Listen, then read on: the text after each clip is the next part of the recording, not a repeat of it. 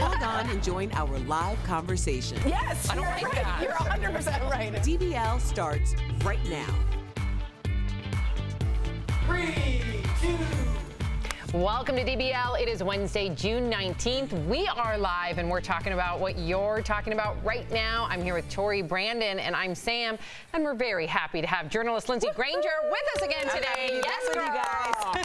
Yes. She put emphasis on my name, though, so. Always wants the spotlight. Always wants the spotlight, honey. Gotta watch out for people like that. Oh, yeah. Let's get it started. It was a replay of some of his greatest hits. Last night, the president officially kicked off his re-election campaign in Orlando in front of a massive crowd of supporters. The president's family was on hand for the big event, in which Trump revisited a lot of the themes from his 2016 election, including slamming Hillary Clinton. Make America great again. The only collusion was committed by the Democrats, the fake news media and their operatives, and the people who funded the phony dossier, crooked Hillary Clinton and the DNC. The wall is moving along. It's moving along rapidly. It's beautiful. I changed the design. It's stronger, bigger, better, and cheaper. Democratic presidential candidates respond to the president's speech, including Vermont Senator Bernie Sanders. Take a look. It's going to take me a little while to settle down because I just had the extremely unpleasant experience of actually watching Donald Trump in action. An hour-and-a-half speech of lies, distortions, and total absolute nonsense. That is quite an experience. Wow. Meantime, a lot of people are talking about something else the president said. It's all about the Central Park Five, which has been in the spotlight thanks to the Netflix miniseries When They See Us. Trump was very vocal about the 1989 case. He even took out this full-page ad calling for New York State to adopt the death penalty following the attack.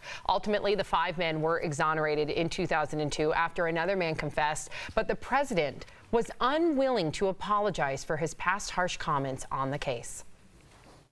You have people on both sides of that. They admitted their guilt. If you look at Linda Fairstein and if you look at some of the prosecutors, they think that the city should never have settled that case. So we'll leave it at that.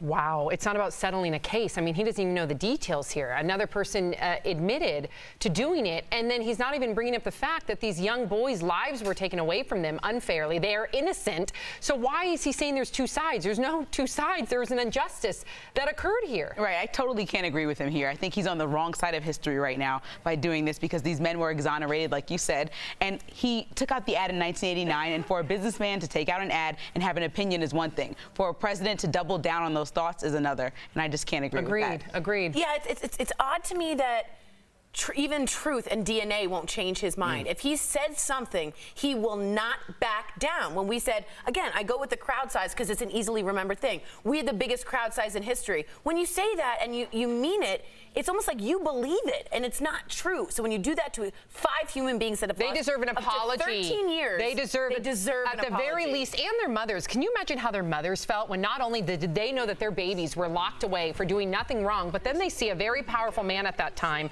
in New York City saying that he wants the death sentence on them. I would be seeing red. I don't know what I would do as a parent. He was the king of New York at that time. And if you watched, one of the mothers of Yusef Salaam says they need to get that bigot off TV. That's what they need to do. And they have actual footage of him saying these things, saying how we need hate right now. But here's the thing that really pisses me off is because we're talking about prison reform. We got a new prison reform bill that just got put into legislation. It just got passed. This takes that back. Yes. Because now you can't just sit there and say, you know what, I apologize. And what the things that I said and the things that were done to these young men is what's wrong with the system he could have right used now. it. Too bad those guys didn't have Kim Kardashian on their side. Very well said, Brandon. Very well said. Chime in, everybody. We want to hear from you, too.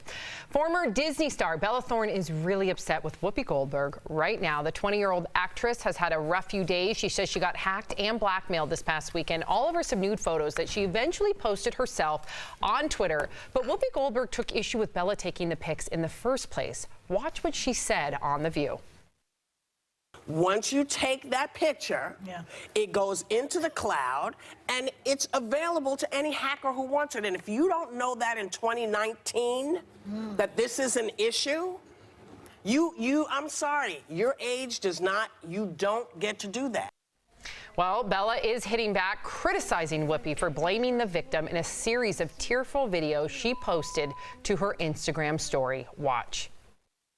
Shame on you, Whoopi. Shame on you, and shame on you for putting that public opinion just out there like that for every young girl to think that they're disgusting for even taking a photo like that.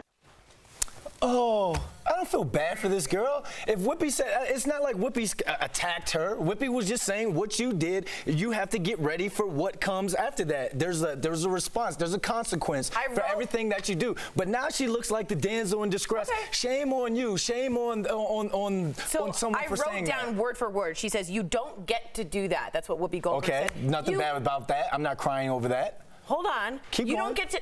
I will. All right, let's go. You don't stop it. You don't get You're gonna cry on IG story because I'm doing this? Come on now. I wanted to say that I think that Whoopi has a point, but she didn't say it properly. Yes. So I think that she's just being the mom. You guys have all done something bad. Your mom checks if you're okay first, which Whoopi neglected to do, and then lectures you. Right. At least my mom did. You can have a nuanced conversation about it. And Tori, I'm so sorry. You started your point. Brandon. Continue on. Thank you, my lord. I'll just say this. When you say you don't get to do that, what does she mean? Taking the nude picture. Guess what? You do. That's not criminal. What's criminal is hacking and blackmail. So why talk about those people instead of blaming the victim, which we've seen increasing with rape culture? The Final thought. FBI is already investigating this hacker. I'm not going to cry because you're Yeah, but you're not the victim here. But you're not the victim in this. She is the victim. She had to have her photos of her body. What a violation of your privacy. Blasted. And I know that she chose to release them before the hacker. Yep. That was her way of having control. And I like that she took back that control from the hacker instead of being blackmailed. But she still was forced into releasing those photos. Those are private images. And we should be talking about the hacker and how to protect ourselves. She got robbed. Not blaming her. Yes, she got robbed. And Whoopi had every right to say what she wanted to, but it was how she said it. I think that's what Bella Thorne is taking issue with, is exactly to your point, Lindsay. All right, file this next story under parents behaving horribly. This brawl broke out at a youth baseball game with 15 to 20 adults getting into a fist fight, throwing jabs, haymakers, and even sucker punches at each other. It all went down this weekend in a Denver suburb. Come on, Denver. The fight started after a parent disagreed with calls made by a 13-year-old umpire. Police posted the video and say they're still looking for the man in a white t-shirt and teal shorts for throwing a sucker punch. Yeah, there were a few minor injuries, and police gave out citations for disorderly conduct. Wow, what an example these parents are to their children. What are they teaching their children? They only get disorderly conduct for this? Come on. There has to be some sort of rule put forth going in place for people who act like a fool. Thank you. Lack of better words. Who act like a fool.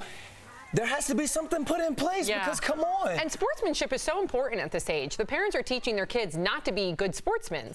Once you put your hands on somebody, you went too far. Yeah. But a little arguing at a game as a parent, I've seen it happen all the time. I played basketball, my dad was screaming. I danced, my mother was screaming at other mothers who said I flipped on their daughter by accident and never spoke to them again to this day. Whoa. So, it's just like beef happens at different events. Yeah. But, you don't want to show your kids that example, but also I understand being riled up in the moment if your kid was the one who got hurt by somebody's mistake. Yeah, but I don't think violence is the answer. And maybe I'm going too deep here, but I don't want us to miss the correlation between the advocate or the advocation of violence that we see from the top level. When you hear people in Trump's administration say, like, knock him down. We used to take him out with a stretcher. Yeah, now we can't do that in this PC culture. And then we see this.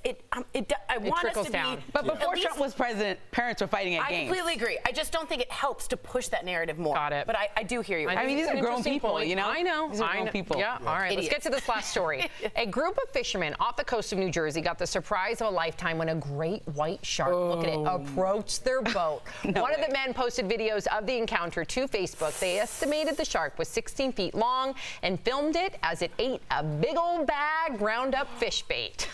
Oh. he kind of looks cute there, Sam. He's just in his home, You're you right. guys. I would be, listen, I've surfed all over Northern California and Santa Cruz on Nuevo. There's a lot of great white sharks. Yes, it is scary when you're told that there's a great white shark sighting. I'm not acting like it's not scary, but I'm not surprised by this. That's where they live. That's where they I'm live. surprised. They look like a tugboat getting attacked by a shark. Are you kidding me? Thank you. You guys are, oh, it's cute. No, That's you're not a going. puppy. I never said That's it's not a cute. puppy. I never Tori said said it. Okay, Tori said it was Tori cute. said It looks like it's chewing something. It looks like it's chewing a person. You're in its home. That's its home. No. Look at that, Sam. Get out of this home. beautiful. Get in the pool this summer. Have a good time. Have a good time. Yeah, and if you go into the ocean, just realize that you've if it's- trespassed. Yeah, and it may not And be a if you great get white. if you get bit by a could be shark, it could be a jellyfish.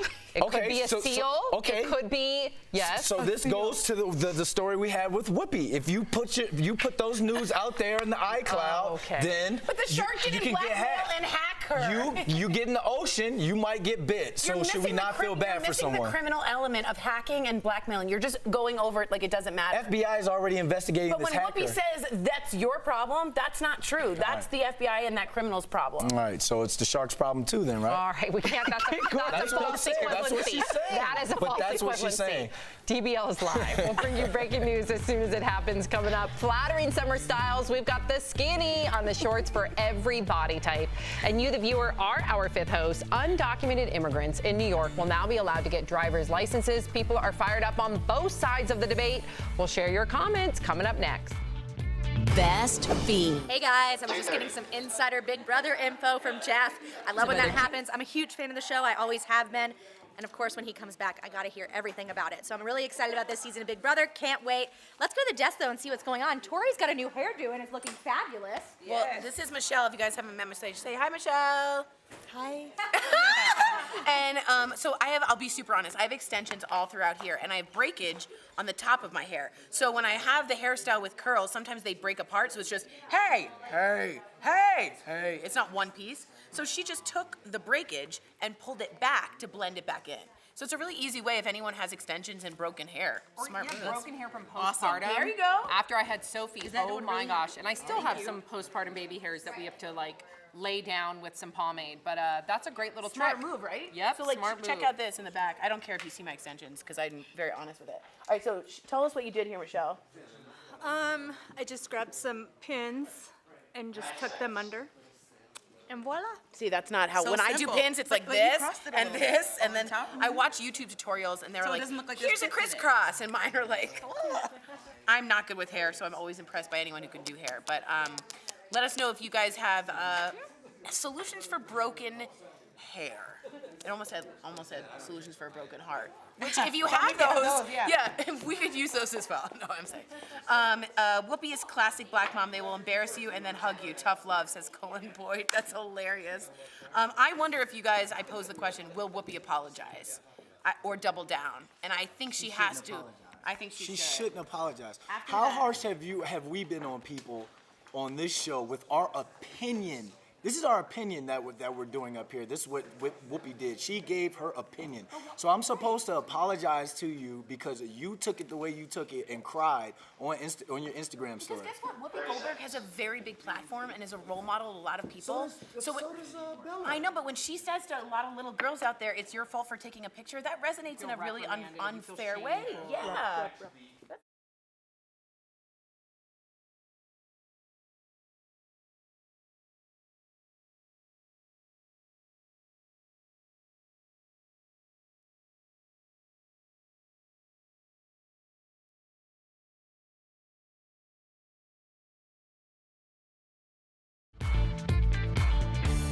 Welcome back to DBL. It's time for Fifth Host when we talk about what you're talking about. New York is now the 13th state to issue driver's licenses to illegal immigrants. Before signing the bill into law, Democratic Governor Cuomo expressed concerns about preventing undocumented drivers from being targeted by federal authorities. Bill supporters say it will decrease uninsured drivers, improve road safety, and boost the economy. But opponents fear it will just encourage illegal immigration. However, this law does not deal with U.S. citizenship, okay? It's only driver's license licenses. So DBL Nation, should undocumented immigrants be issued a driver's license? Take it away, Brandon. All right, Sherry from Facebook says, no, this is dangerous. The illegal immigrants will never get insurance. We already know here in California. Well, I think since this is happening and this has already been passed in 13 states, or this is the 13th state, then we need to put something else in place then to make sure they have insurance. Because this morning, you guys knew I was against it, but after reading up, and I encourage DBL Nation to do that same thing,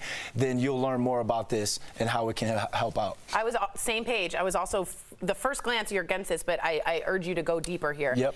Bev has a great comment from Facebook. Yes, they're going to drive regardless, and they should have a license. It will ensure that they understand the laws of the road, making it safer for everyone. I read a state representative who said this is a ripple effect. When you don't give someone a license, they don't have insurance if you get hit by them. You can't pick up their kid. You can't pick up the formula. You can't volunteer. You can't go to a job where you're underpaid in the first place. So I think that this is a public safety issue. It doesn't mean citizenship. It means safety.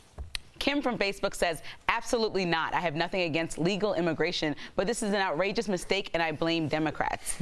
You know, I would say she's talking about a bigger issue, that is immigration problem that we have in America. There are currently 800,000 migrants that don't have documentation right now, and it takes 700 hours to get each one of them processed. Yeah, we need encouraging it. Yeah, we need reform. And I think that means more boots on the ground when it comes to those ports of entry, to make sure that they have lawmakers there, lawyers there to help cut through that red tape. I think that's where the money should be going to, not a wall. Debbie from Facebook says, we owe illegal immigrants nothing. So that's the mentality that I actually take quite issue with, because a lot of these people are coming in, escaping horrific situations, and they're actually trying to do things by the book. So this is just one more document that they're actually in line trying to do things the right way. Most of these people already have a passport. They're already trying to get citizenship, and it's allowing them to drive from point A to point B. It allows them to be accountable and responsible. God forbid if there were to be an accident on the road. It allows them to get to their job. It allows them to take care of their children. And it allows them really to become the citizens that they are actually trying to become. So before we dismiss illegal immigrants as some sort of a problem, I think we need to check ourselves and remember where many of we and our ancestors came from. I believe we have one more comment, though. All right, Lucky from Facebook says, yes, if they can read, write, and speak English. Yeah, I think there needs to be some sort of, because when you first get your license in New York, they put you on a 6-month probationary period. If you're speeding, anything like that, you get in trouble. But I think we need to have insurance put in place for them, and we need to have strict laws for them that if they mess up speeding, DUI, then not only do they get deported, the license gets taken from them as well. Interesting. You know? All right, yeah, maybe. I'd have to look into the deportation part. I have my people. That seems a little strict. I have my people write it up. Okay, you write it up for me. You got please. PDF files? I got computer right over there. Oh, boy. Thank you for writing in, DBL Nation. We love hearing what you have to say. Justin Bieber's tweet about fighting Tom Cruise, as in boxing Tom Cruise, might have started as a joke, but there's a chance it could actually happen. Raquel, fill us in, girl. Oh, Sam, UFC President Dana White says a Tom Cruise-Justin Bieber fight might not be such a far-fetched idea after all. He says when he first saw this tweet from Bieber, he initially brushed it off as a joke, but then White tells TMZ he got some calls from people connected to the stars, and Cruise might actually be interested in doing the fight. White says he'd be an idiot not to make the fight happen, and if both parties are really serious, he's ready to talk. Now, Bieber has trained with Floyd Mayweather, and Cruise does all his own movie stunts, so the competition would be tough. No, it wouldn't. It'd all be Tom Cruise. It would be Tom Cruise times 10. He takes every task so seriously. Oh, he's mentally He would there. be training 12 hours a day, every day. He would, My money's on float in Cruise. like that, you know, from Mission Impossible. At 56 years My old? money is so on Tom Cruise. 100%. Okay, I'm going to put my money on the training- Bieber then. All that training, but half the world's not interested in this. I'm sorry. Oh, I'm into it. I would not be there. I would not be tuned in. Why are we sorry. so into it? Why are we so I don't into it? know. It's like an older legend and a newer legend. A legend. Coming together. Oh, you're using that too loosely with Bieber. A legend. Many would call him a legend. Our very own Jeff Schroeder would. He sure would. He wears Bieber socks. Coming up on DBL, warmer weather means it is short season, and we've got the best looks that will flatter any body type. Don't go away.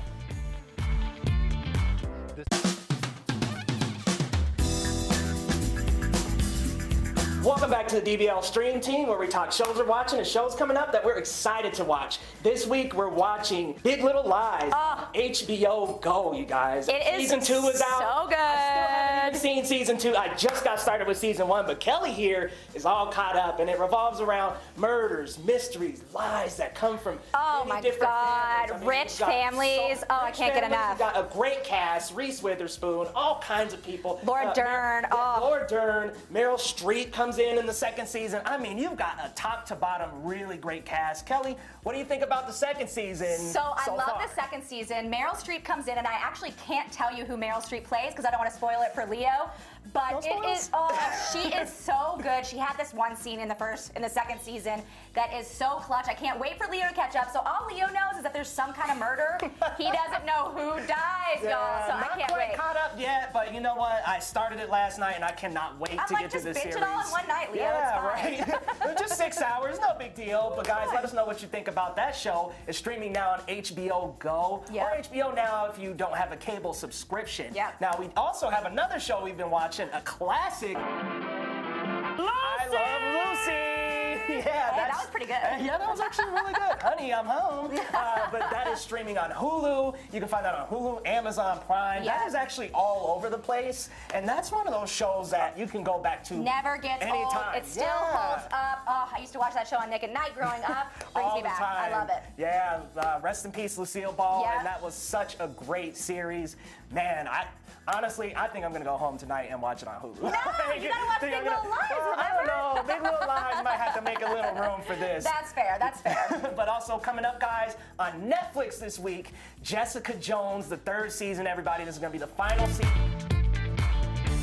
Welcome back to DBL. The summer heat is upon us, and while shorts may seem like the most reasonable clothing option, showing that much leg can make a girl or a boy self-conscious. Well, that's why our very own Stephanie Jones met up with stylist Jordan to learn the short trends that flatter every body type. So check it out.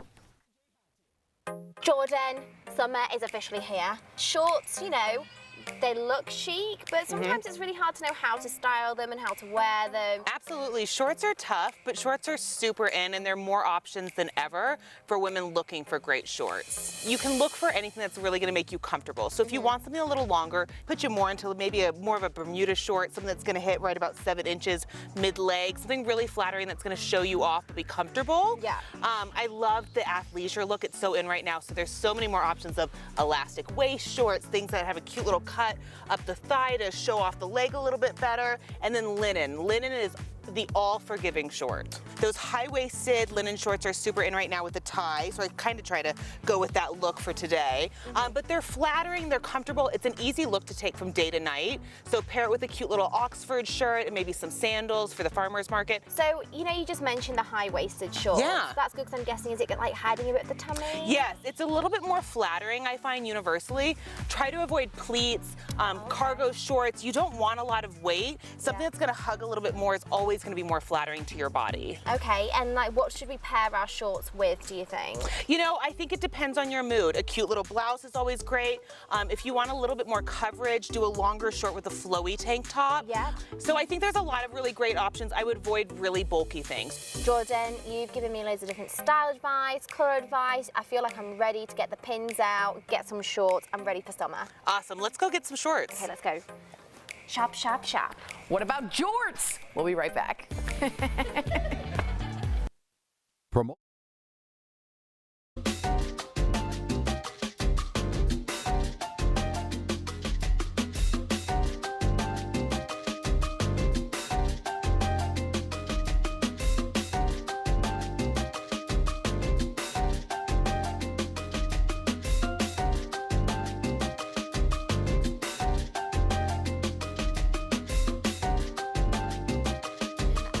Story for you coming from TMZ Sports. It is Carrie Underwood is being sued for her song, like the football song. I'm not going to attempt to sing it because I'm not going to do it justice and it's just be really, really off key. But the Sunday Night Football theme song is allegedly taken from Heidi Merrill, a singer who had a song called Cornhusker Strong back in 2015. Now she claims she met up with one of the producers that Carrie Underwood works with and kind of passed along her song and the theme to it. And then he said they weren't interested and passed. But lo and behold, in 2018, she says she suddenly heard her song on TV. So now she is suing and hoping that, she can get some rights. So it's called now Game On. And she says it's similar, if not identical. So if you want to, you can go online and hear it. Cornhusker Strong by Heidi Merrill. And let me know what you think. She is suing Carrie Underwood, Mark Wright, the producer, NBC, and the NFL for copyright infringement. But she hasn't listed how much money she is looking for. So DBL Nation, once you have a chance to hear that song, let me know what you think, because this might be another Blurred Lines lawsuit. And I'll talk to you next break. Bye.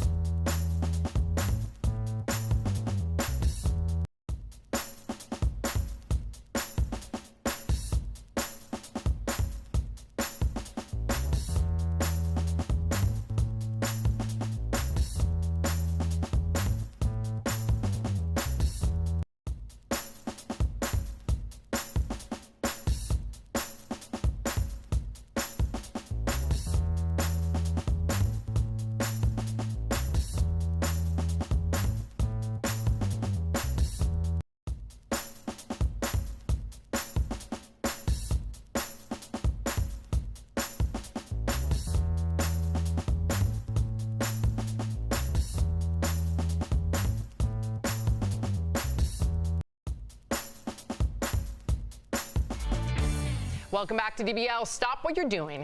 It sounds like the beginning of, what's that song? Stop what you're doing, because I'm about to ruin, right? I just felt like I was about to get into a whole karaoke thing, but okay. You gotta check out this adorable video. 20-year-old Sophia Wilcox tweeted this video of her stepdad opening his Father's Day gift. She framed all the handwritten inspirational notes he wrote to her in middle school.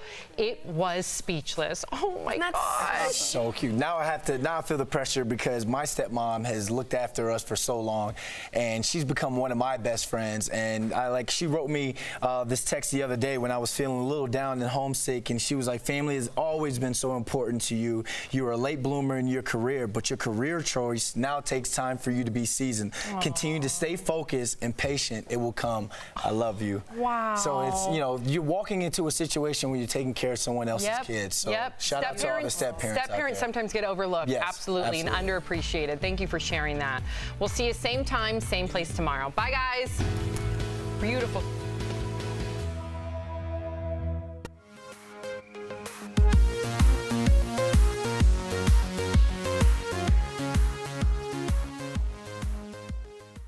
Hi DBL Nation, Agent R here with your report on the new Men in Black International. So, is it worth seeing, or will you make me want to erase your memory? Well, the answer is no, not really. It's not spectacular, but it's still a good fun time. Chris Hemsworth and Tessa Thompson do make the movie fun, and there is some good moments, but it's not the same magic as the original. This was made for a new generation to see, so you're not going to see any callbacks or unfortunate cameos from the originals. This is really its own standalone movie with kind of callbacks to the general plot, but not any actual players in it. So that said, if you were looking for that, you're not going to get that. But if you have kids and this is their first time seeing Men in Black, I think they're gonna like it. They're gonna like the little creatures. It's their first time seeing a whole new set of aliens for them to go and love like we did. So I would say give it a chance if you have kids. Now, if you're going for the nostalgia, I think you might be a little bit disappointed because, like I said, it is its own movie with its own jokes, and Chris Hemsworth and Tessa Thompson kind of have their own movie together, Thor Ragnarok, and sometimes you get those moments and that chemistry that they had there, and you kind of forget that this is a new movie. It just feels like them in different outfits. But other than that, I would say I did laugh at some points, and there were some points that dragged on a little bit and there were plot holes. But overall, if you're just looking to have some mindless fun and you don't want to see a movie that's going to win an Oscar, because this isn't going to, I would say go see it. But you might be, I might be wrong. You might disagree with me. Let me know, and you can erase my memory next time. This is Daily Blast Live. We're talking about what you're talking about. Because everyone's talking about this. Always live, always real, always unpredictable. You think this hair just naturally stays like that? Log on and join our live conversation. I can't believe I'm saying this. I do agree with you. DBL starts right now. 3, 2. Welcome to DBL. It is Wednesday, June 19th. We are live, and we're talking about what you're talking about right now. I'm here with Erica, Jeff, I'm Sam, and we're very happy to have journalist Lindsay Granger back with us today. Yeah. Yes, girl. All right, let's get to it. It was a replay of some of his greatest hits. Last night, the president officially kicked off his re-election campaign in Orlando in front of a massive crowd of supporters. The president's family was on hand for the big event, in which Trump revisited a lot of the themes from his 2016 election, including slamming Hillary Clinton. Make America great again. The only collusion was committed by the Democrats, the fake news media, and their operatives, and the people who funded the phony dossier, crooked Hillary Clinton, and the DNC. The wall is moving along. It's moving along rapidly. It's beautiful. I changed the design. It's stronger, bigger, better, and cheaper. Democratic presidential candidates responded to the president's speech, including Vermont Senator Bernie Sanders. Watch. It's going to take me a little while to settle down because I just had the extremely unpleasant experience of actually watching Donald Trump in action. An hour-and-a-half speech of lies, distortions, and total absolute nonsense. That is quite an experience. Meantime, a lot of people are talking about something else the president said. It's all about the Central Park Five, which has been in the spotlight, thank God, to the Netflix miniseries When They See Us. Trump was very vocal about the 1989 case. He even took out this full-page ad calling for the state of New York to adopt the death penalty following the attack. Ultimately, the 5 men were exonerated in 2002 after another man confessed, but the president was unwilling to apologize for his past harsh comments on the case. Watch. You have people on both sides of that. They admitted their guilt. If you look at Linda Fairstein and if you look at some of the prosecutors, they think that the city should never have settled that case. So we'll leave it at that. Wow, how egregious. I mean, I know, given that you're conservative and you supported Trump on other issues, there's no two sides on this one. Can we just call him out for this is blatantly wrong and egregious, and if anything, at the very least, you deserve that family and those kids an apology? Yeah, at the very least, he deserves to be silent. You know, if he's not going to change his stance from 1989, taking out an ad as a businessman is one thing, but then being the leader of this country and doubling down on it when these men were exonerated, they lost most of their childhoods, like precious moments that they never get back. And to double down on it is on the wrong side of history. I can't agree or support that. Why won't he just own up to it? Do you think he never followed the case after he took out that ad? Do you think he just doesn't care? Well, we have to understand that Trump's interest is Trump. In 1973, when he was and his father were sued due to discrimination based on the fact that they refused to rent to black people, period. This is a part of, there's a lot of things that we can say, and it might be divisive or not, but the least thing I think we might be able to agree on is he's a bit of a separatist. It was very important that we have the divide between African Americans and white people in New York. Now, in that same year, just 3 months later, a 16-year-old black student was not only railroaded but also mobbed and killed by a group of white men. And there was no ad taken out about that, and that was right in the neighborhood of Brooklyn where he was trying to develop. So I think it's always been about what is the agenda and how it's going to best suit Trump. So if he admitted that there was something wrong with the way that this case went down or the fact that these children were exonerated, he would also have to admit that there was a purposeful way of separating blacks from whites in New York City, and it's something that I think we still have to deal with today. Yeah. Wow. Well, chime in, DBL Nation. We want to hear from you as well. Former Disney star Bella Thorne is really upset with Whoopi Goldberg right now. The 21-year-old actress has had a rough few days. She was hacked and blackmailed this past weekend, all over some nude photos that she eventually posted herself on Twitter. But Whoopi Goldberg took issue with Bella taking the pics in the first place. Watch what she said on The View.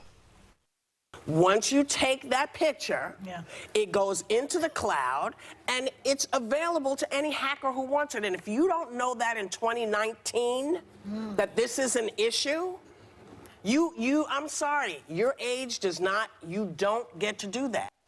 Well, Bella is hitting back, criticizing Whoopi for blaming the victim in a series of tearful videos she posted to her Instagram story. Watch. I just want to say that shame on you, Whoopi. Shame on you, and shame on you for putting that public opinion just out there like that for every young girl to think that they're disgusting for even taking a photo like that. What would you say to that, Jeff? I think they both have points. I think Whoopi definitely has a point. The younger generation, not even the younger generation, every generation needs to learn, if you do that, take a picture of whatever you got, it's going somewhere. You could be hacked. But let's not forget who started this all. The hackers. They have to be blamed. She's definitely the victim in this case. You have to blame the hackers. But you do have to be aware, take this as a learning lesson, that this could happen to you. That's okay. I think if Whoopi would have said it like you said, I don't think Bella Thorne, I can't speak for Bella Thorne, but I don't think people would be as offended. I think it was how Whoopi came down on her and didn't even bring up the hacker, who's the criminal in this aspect, not her, and only blamed her. Right. I think two things. Well, Whoopi's probably being like a lot of moms, or at least my mom that I experienced. She would yell at me for something after she made sure I was okay. So I think Whoopi forgot the part about making sure she was okay and then saying, hey, lock your doors, do this, like to protect you when you kind of get scolded. But on the other hand, we need to look at these tech companies. These phones cost $1,000+ now, and they're not even protecting us in the apps that they create, in the phones that we buy. They're billionaires, and we make them billionaires, and they can't even put in software that protects our stuff from getting stolen. I just don't like kicking someone when they're down. What a violation of your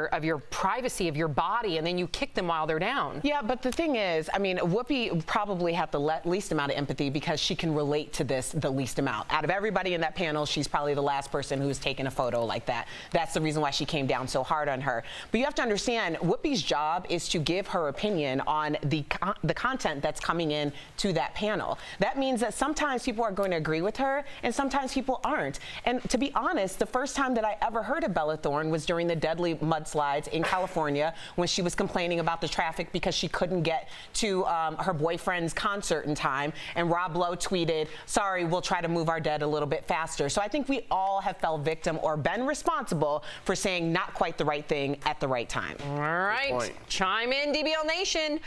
File this next story, you guys, under parents behaving badly. This brawl broke out at a youth baseball game with 15 to 20 adults getting into fistfights, throwing jabs, haymakers, and even sucker punches at one another. It all went down this weekend in a Denver suburb. Come on, Denver. The fight started after a parent disagreed with calls made by a 13-year-old umpire. Police posted the video and say they are still looking for the man in a white t-shirt and teal shorts for throwing a sucker punch.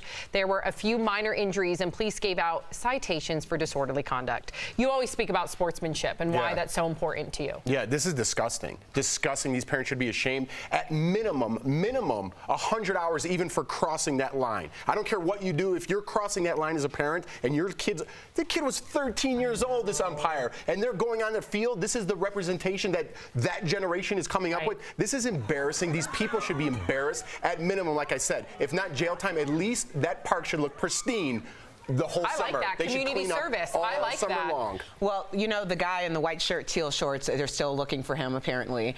And it's interesting because it looks like he went in there to be a part of a fight club. I mean, I know. because to be really honest, yes, it is very embarrassing, but at the same time, the fact that people were so readily willing to get in and start to throw punches, it really shows the lack of control and so much aggression. But really, we're talking about kids. This is all a learning experience. Like, we're not at a Rockies game. Right. So even the umpire is learning. I know. 13 years old. So it's interesting, but I hope they find him, and I hope we publicly shame him. I do too. I do too, girl. DBL is live. We'll bring you breaking news as soon as it happens. Coming up, it's the newest dating trend to get a catchy nickname. We'll tell you all about cookie jarring and why there's nothing sweet about it. Plus, the deadly mystery deepens in the Dominican Republic. The reality TV star who's the latest person to get sick on vacation. And you, the viewer, are our fifth host. Undocumented immigrants in New York will now be allowed to get driver's licenses. People are fired up on both sides of the debate. We'll share your comments coming up next.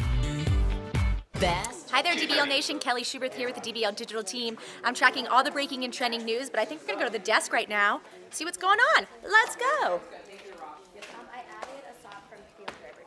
Yeah, sorry. No, not at all. It looks like they're getting prepped for a segment real quick first for our e-blog segment, which is one of our most important ones. But it looks like Jeff's not listening, so let's go to him and see what's going on. Big Jeff, what's up? What's up? Okay. Yep. I said you weren't listening to Thank you. For the segment, so we might as well go to you. Well, go to me for what? He's prepped just to chat. If I'm not listening to her, what makes you think I'm listening to you? What do you want to talk about, Lindsay? How you enjoying your time here? I'm enjoying Denver. I'm enjoying you guys. You guys are super cool, so I can't complain, honestly. All right. Yeah. What'd you do last night? Did you go out at all? Stephanie and I went and got a drink. Nice. Yeah, we had some wine. We went to Soul Mexican, which was really good. Margarita? Well, it was like my fifth meal of the day. And usually I eat 2 meals a day, so it was a bit aggressive for me. I had I'm really a 2-meal person. So when I went out to dinner with some other people and then got to the end of the day, I was like, Steph, you order. And I'm also, are you guys weird like this with shrimp? I don't like to see the eyes in the head. So Steph actually broke the head off for me, which was so nice. Like I feel like a family here. here. Weird like the European way of I like when the whole fish comes out. Oh no, I don't like to see the head. People don't like that. I do. No. And I know it tastes really good. I've tried it before, but just the head sometimes throws me off. Yeah. No. But I like Soul. It's got a cool atmosphere. Yeah, good and I've good been there a music. couple You feel times. like you really stepped in Latin America real quick. Yeah. Or Mexico, yeah. It's a little pricey though, but I'm a tighty, so it doesn't matter. It is pricey. It actually is. Right? Honestly, I gotta thank Steph then because she treated me. Wow. Thank you, Steph. Big baller Steph. I know, right? Yeah. I was You're like, in a nice now that I area know that it's pricey, down there. I You should order be a drink safe next time. Yeah. You guys gotta invite me back. Get two. Yes. Yes. I remember I had a spicy margarita there one time. Love a jalapeno margarita. Oh, me too. That's my See, I can do jam. that. But I can't That do is my spicy jam. though. Erica knows because she and I got some food and my mouth was falling off. She's like, I didn't know you didn't like spicy. You don't like spicy? She ordered spicy edamame and I was like, ooh, I love spicy. Yeah, I like spicy. Yeah.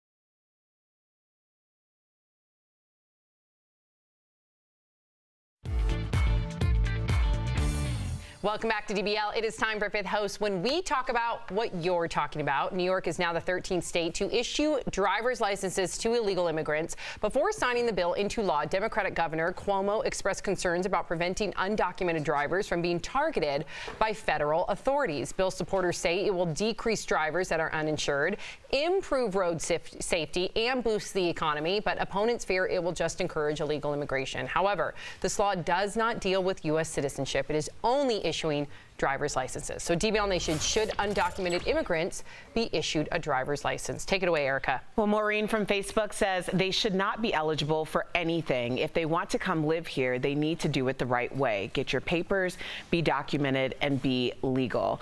Maureen, I appreciate you writing in. I do think that because so many undocumented immigrants have actually been here for generations and they are working, I think that that we find a path in order to make them street legal, especially when you're talking about driving a vehicle. Before my husband got his citizenship, there was a special marker on his driver's license, and I think that that should be done for undocumented immigrants as well.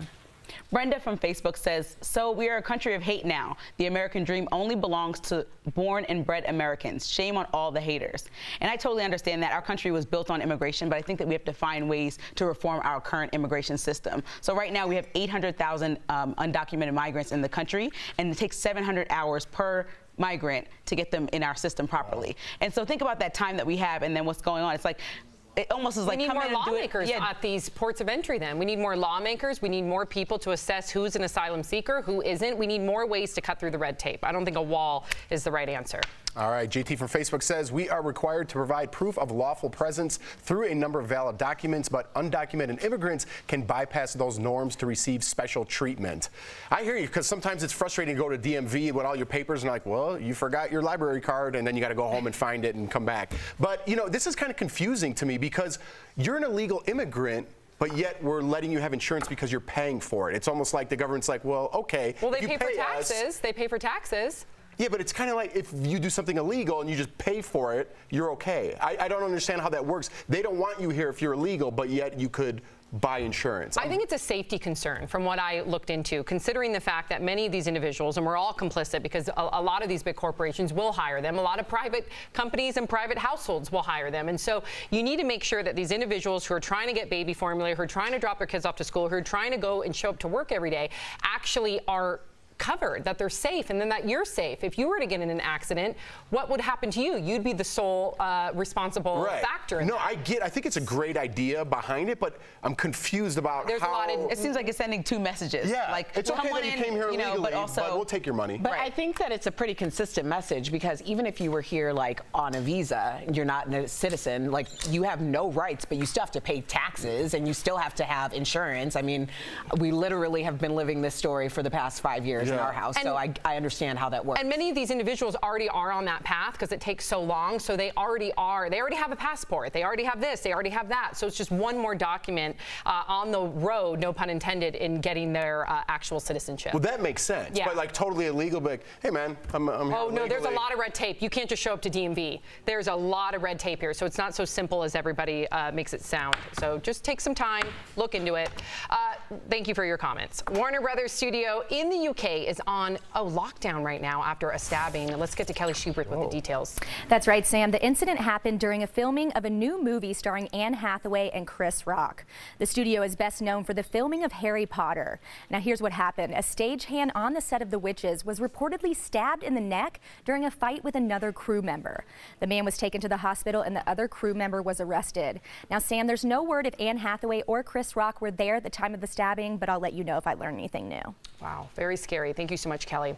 Coming up on DBL, could the Justin Bieber-Tom Cruise fight happen after all? The head honcho who says yes. Plus, he's a sportscaster known for being very outspoken on hot topics, and many of his videos have gone viral. Now, Dale Hansen is joining the DBL conversation. You don't want to miss his take on the possibility of a female president.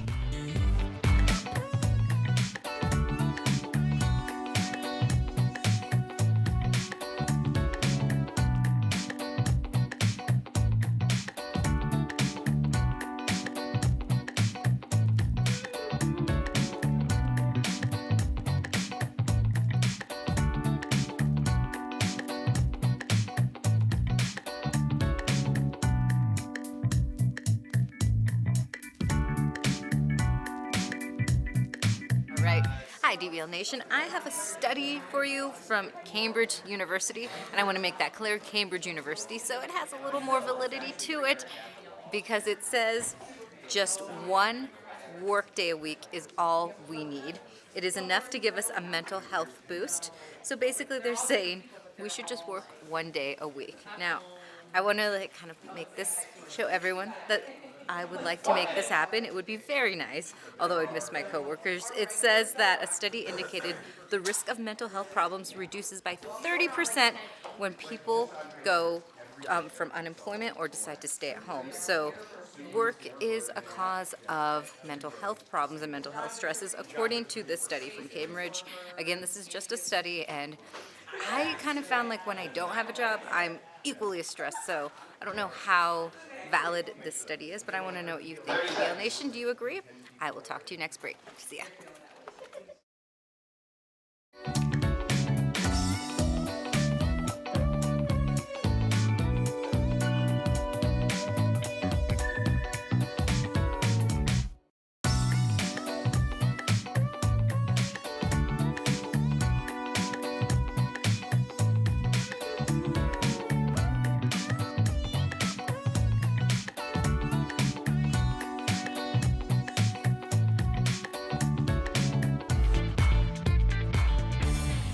Welcome back to DBL. Dale Hansen is a popular sports anchor at WFAA in Dallas, a station owned by our parent company, Tegna.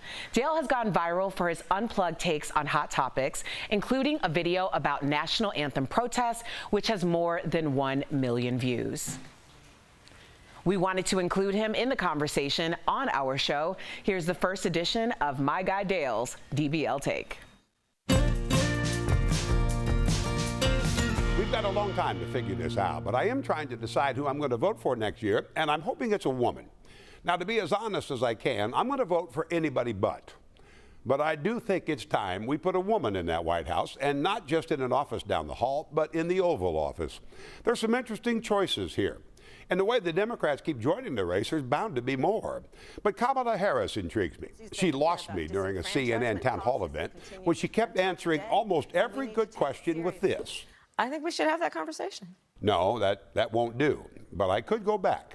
I like Minnesota's Amy Klobuchar. Eating a salad with a comb bothers me, but at least it was a salad. And Elizabeth Warren might be the smartest candidate we've ever had in either party. She has a plan for everything. But pollsters say white women who didn't go to college don't like college professors, and she used to be one. She reminds me of my 8th grade math teacher, and I didn't like her either. And then there's the ignorant argument that says women are too emotional for that job. I don't think that's true, but I think I'd like a president when talking about the latest school shooting, the children and broken families at the border, or our soldiers who have to be carried home, who teared up a little. It wouldn't bother me a bit. But then I am the guy who teared up during the Judd's farewell concert, and how could you not? Bottom line, I think it's time. So if the right woman's on the ballot, I'm going to say I'm with her. Wow. I love that guy. He shoots it straight. You can't be mad at somebody who shoots it straight. You know what I mean? I know, and we are living in an era where we still don't have a female president. Other countries have done it. We have not. And We're Dale behind. said something important. He said, if the right candidate comes with the right policies, I definitely support a woman in office, and I would love to see that happen, but it has to be the right woman that's saying the right message. I love that it's coming from Dale because, as we know, he didn't vote for quite some time and decided in 2016 that he was going to vote. And a big part of what has made him come about a lot of things was talking about his granddaughter, who is biracial. I think that always eliminates an other that makes you understand things, and coming from his perspective, he's seen so many things. I'm so happy that he continues to share with all of us. Amen. Using his platform, isn't he? Way to go, Dale. Coming up on DBL, have you heard of the cookie jarring dating trend? Why you don't want to be a part of it? And ever wonder why that iconic Chick-fil-A sauce tastes so good? We'll show you how to whip up your own batch in Copycat Kitchen. Promote.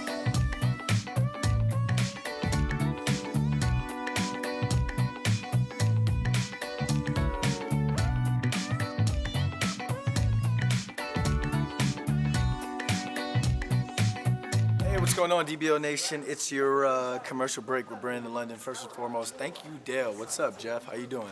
Nice to have you back. Let's see. Let's get to our 5th host.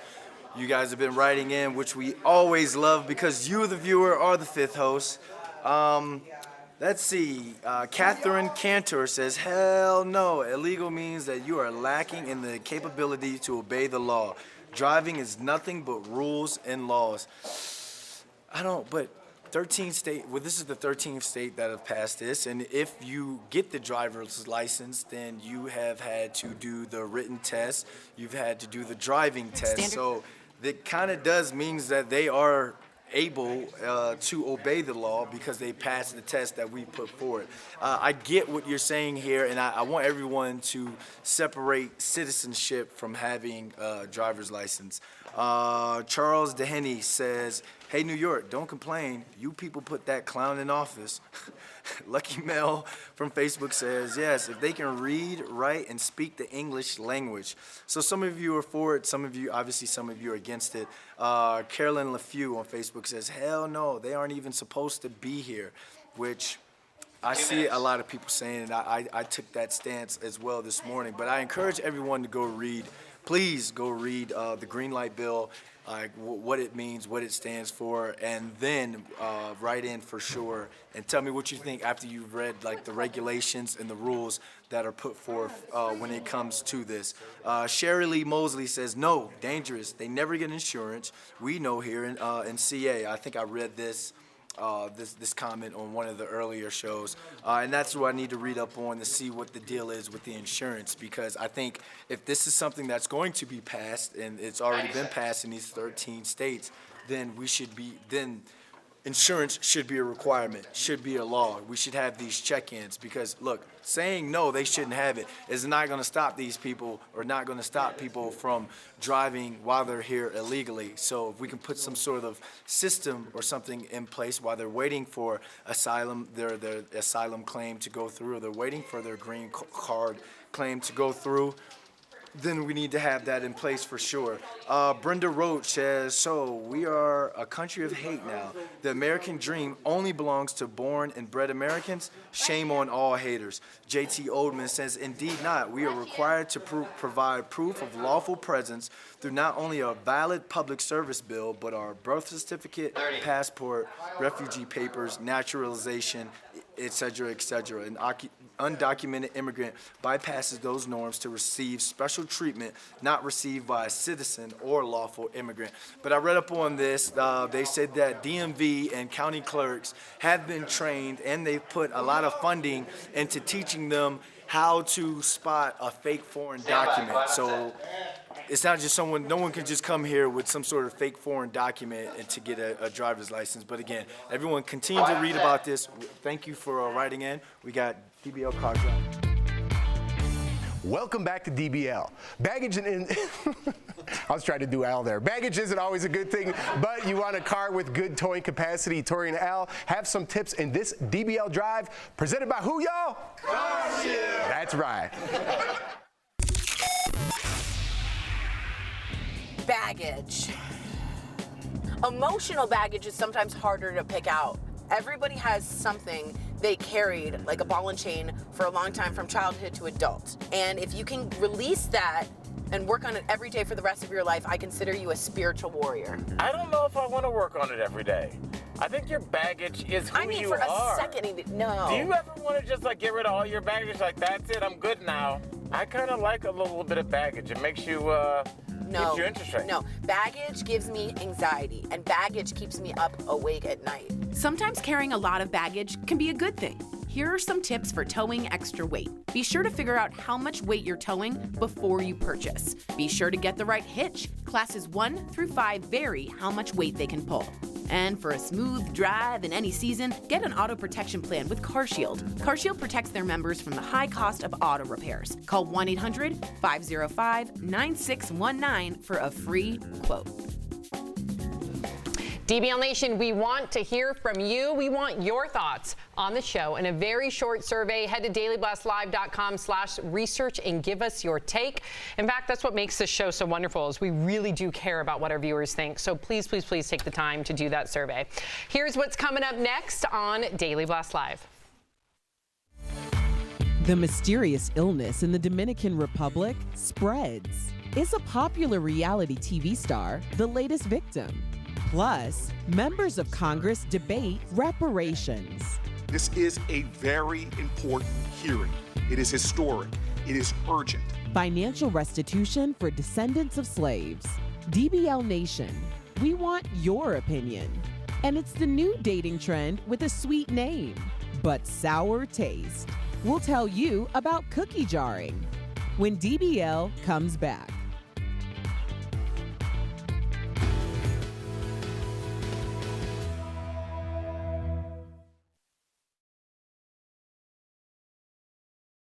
Hi guys, Kelly Schubert here with the DBL Digital team. I'm tracking all the breaking and trending news right now, but I did want to talk to you about our Daily Blast cast. If you didn't know, we have a podcast, which is really cool because whether you're walking the dog or you're at the grocery store and you're trying to ignore all the people in there, you can listen to Daily Blast live. It's really cool. We upload our 10:30 show every day, so there's lots of debate. We're talking about what you're talking about, which is our slogan for the show. We really are. So anything that's trending, any breaking news, we will bring it to you and you can listen to it. I think our show, we bring a lot of visuals, but you'll find if you listen to it, you really don't need those visuals. So it's really cool to be able to do it when you're on the run or in the car on the way to work, sitting in traffic. It's the best time to listen to the Daily Blast cast. So you can listen to it on Spotify, iTunes, Stitcher, TuneIn, and Google Play. So all the things, you can find it anywhere, the Daily Blast cast. Anyway, I'm Kelly Schubert. Bye.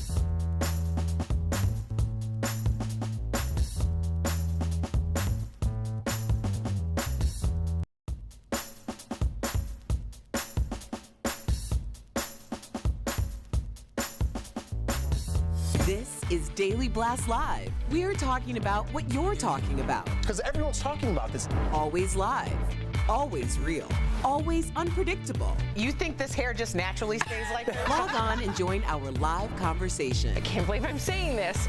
I do agree with you. DBL starts right now. 3, 2. Welcome to DBL. We are live and we're talking about what you're talking about right now. Let's get started. Another tourist is dead after traveling to the Dominican Republic, and the story has been dominating the headlines for weeks. The U.S. State Department says at least 9 American tourists have died after falling ill, and dozens more have gotten sick in the past year.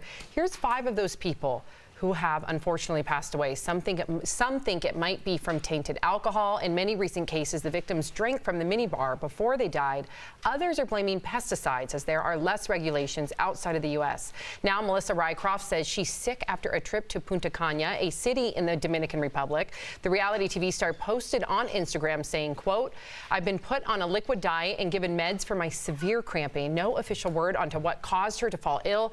But before you hit that panic button, we do need to point out some statistics. The State Department says an average of 19 people die in the Dominican Republic a year, with an average of 2.7 million Americans visiting the country annually."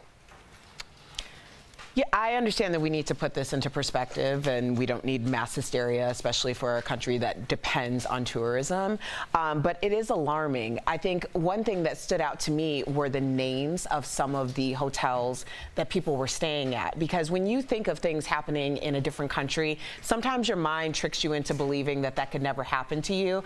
But when you see the names of hotel chains that you've stayed in yourself, you're like, well, that's kind of a crapshoot that I don't know if I want to take, that I could open up a mini bar and have one drink and just fall ill and die. That's very scary. I can't even imagine, right? A couple drank one sip and then did not wake up the next day. Right.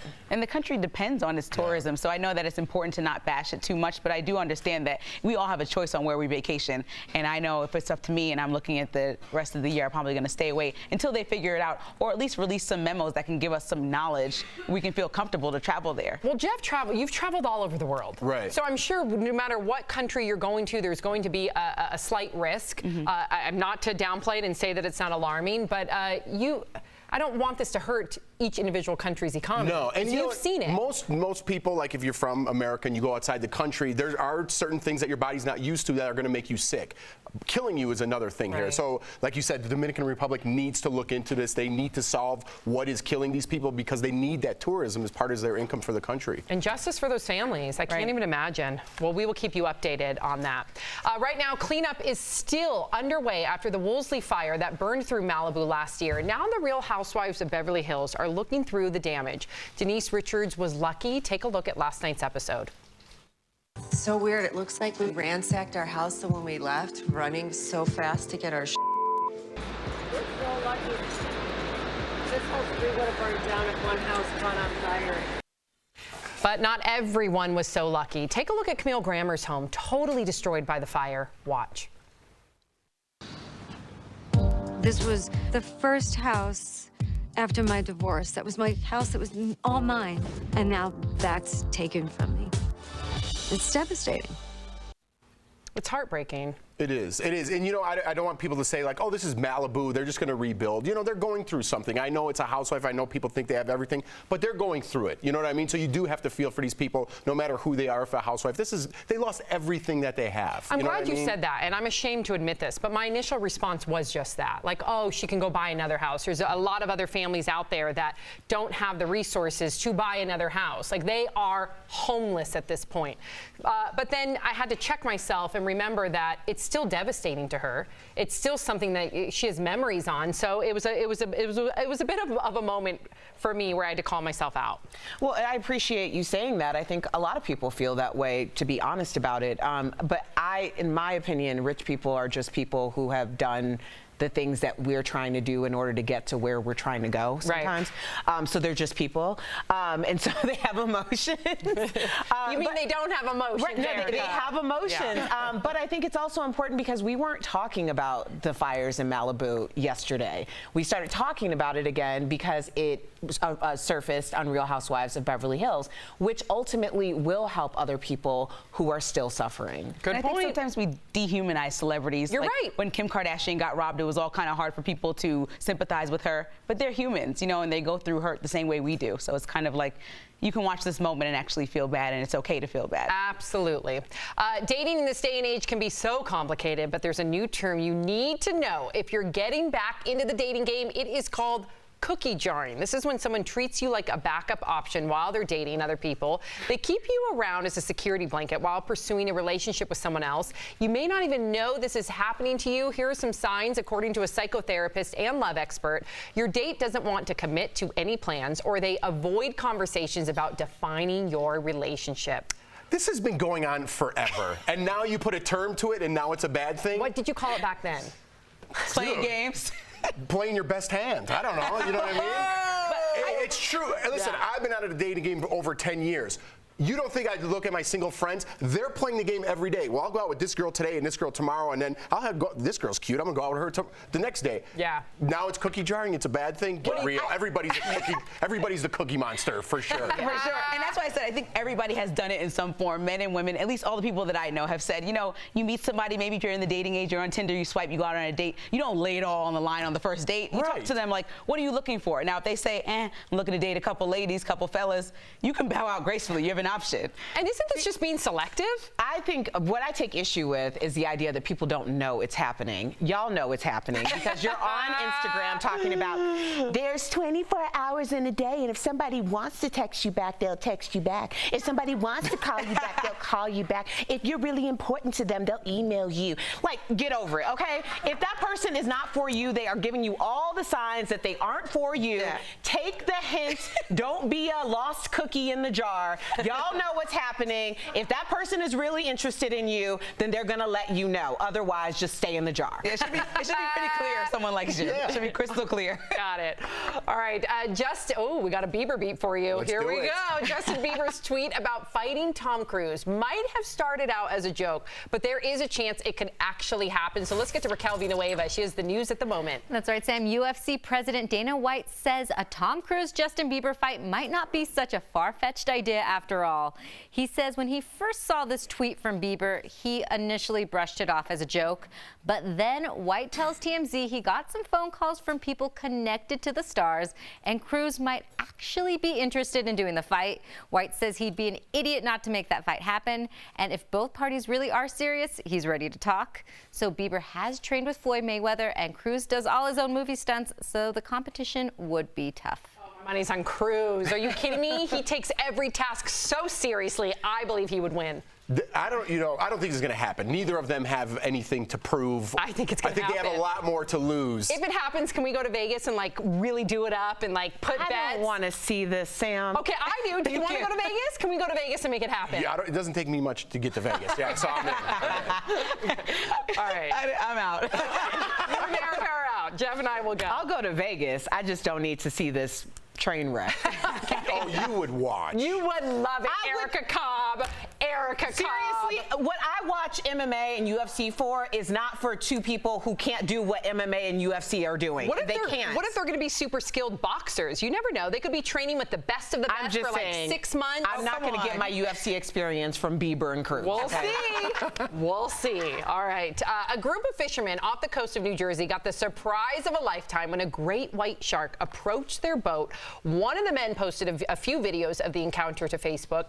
They estimated the shark was 16 feet long and filmed the shark while it ate a bag of ground up fish bait. This is your fault, Sam. No, it is not. Yes, it is. This is your fault. Why? Because you constantly are telling people that sharks are not the predators, that they're very nice, and now you have people who are actually feeding great whites off a tiny little boat that whole That's a shark good could have point. eaten that whole boat. Listen, don't feed the animals. You go to the zoo, don't feed animals. You shouldn't feed bears in your backyard. People shouldn't be feeding sharks. Can I stick up for myself? When did I ever advocate for anybody to go and feed a shark? All I said was, it's the shark's home. I said that sharks are very scary, but I also said that sharks get a bad rap because they're quickly villainized. And I don't like that, because then when people cut off their fins for shark fin soup, there's no empathy there. There's no activism there. People just see them for what they are, as villains. So these are still creatures. You got to treat them as wild creatures. I grew up in Northern California with great white shark sightings all the time. This is not a surprise to me, but it doesn't mean that I'm not scared of them myself. So you wouldn't feed them? No! Okay, well, the DBL Nation needs to know, because we're in Santa Cruz. Maybe that's why they thought it was okay, because you said that they weren't predators. No, I said that they can be quite polite, and they can be quite polite. Polite? I don't want, listen, I don't want shark fin soup at all, but I just also don't want to be anywhere near that animal monster. All right, that thing is scary. It so is I'll just scary. swim around in the pool with the summer and call it a Lindsay, you're day. not going to question her on the polite shark thing? Well, sharks are human yesterday. Sharks are polite today. I don't know. No, I'm just out of this conversation. They're creatures that are actually, like, when they pass another great white, they will avert their eyes because they don't want confrontation. And when they do go for food together, they will actually, whoever slaps their fin, it's true. This is such intricate detail. Whoever slaps their fin the hardest is the one that gets the food. That's true. It's called a fin off. Okay. Look it up, people. I saw it on National Geographic. Look it up. All right. Let's get to this next story, because you might need a tissue. Stop what you're doing and take a look at this adorable video. 20-year-old Sophia Wilcox tweeted this out. She took a video of her stepdad opening his Father's Day gift. She framed all the handwritten inspirational notes he wrote to her in middle school. She kept them. He was absolutely speechless. Wow. I know. That would bust me up. I know. It's probably so hard to be a step parent to anybody. So to see her really embracing and loving him on that level is awesome, and a beautiful display of love. So wow. Yeah. And all those motivational Post-its, and she kept them. That's how much they meant to her. Wow, and you that's don't, amazing. even with your real parents, for me, you don't understand the little things that they do that you think, you're being annoying. When you get older, you realize how important they were. Yeah. Especially as you lose people. I just lost my grandmother. Oh, I'm you know, sorry. and you get to know, man, I should have had that one more conversation. Or I know. Yeah. Wow, man. Well, coming up on DBL, we're showing you how to make Chick-fil-A's original sauce in your own kitchen. It's easier than you think, but first, lawmakers debate the idea of reparations. We join the controversial discussion. We'll be right back.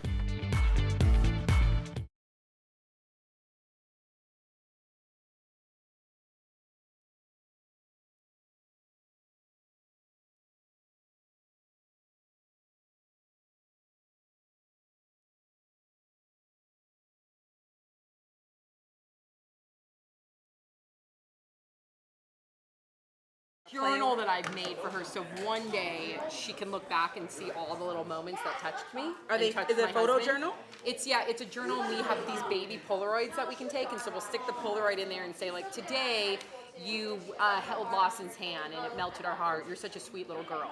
That's and gonna so, be like, a just huge, quick little notes. Yeah. She's gonna love that when she gets older. And I think it'll remind her when she's feeling crappy about herself, like, wow, I really am sweet. Because I try to do an affirmations, like, I saw how empathetic you were today when you didn't want to step on the anthill. I'm back there. You know what I mean? So, like, things like that, I hope will reinforce her.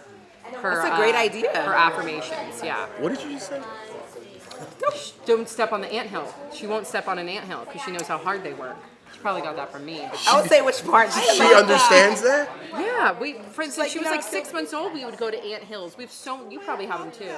Like, well, maybe not because you're in an apartment building, but when we come out our front, right when you come out our front door, every single brick, swear to God, every brick has a little ant hole. What's and going you on see the back ants there? coming out and coming in, and they're pushing out the brick dust. Whatever that brick dust is in there, they're actually pushing it out and up.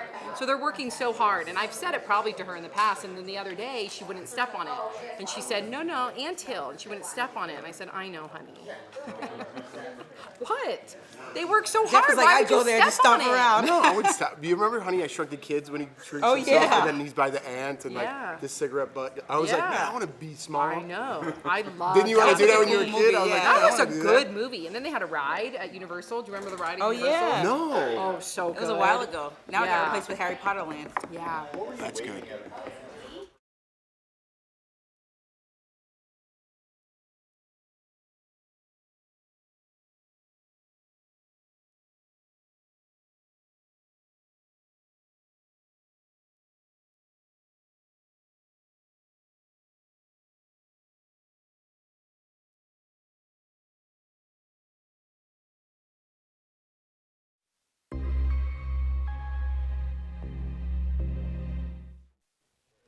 Welcome back to DBL. Today is Juneteenth, which is a celebration honoring a day in 1865 when enslaved people in Texas finally found out they had been freed 2 years earlier.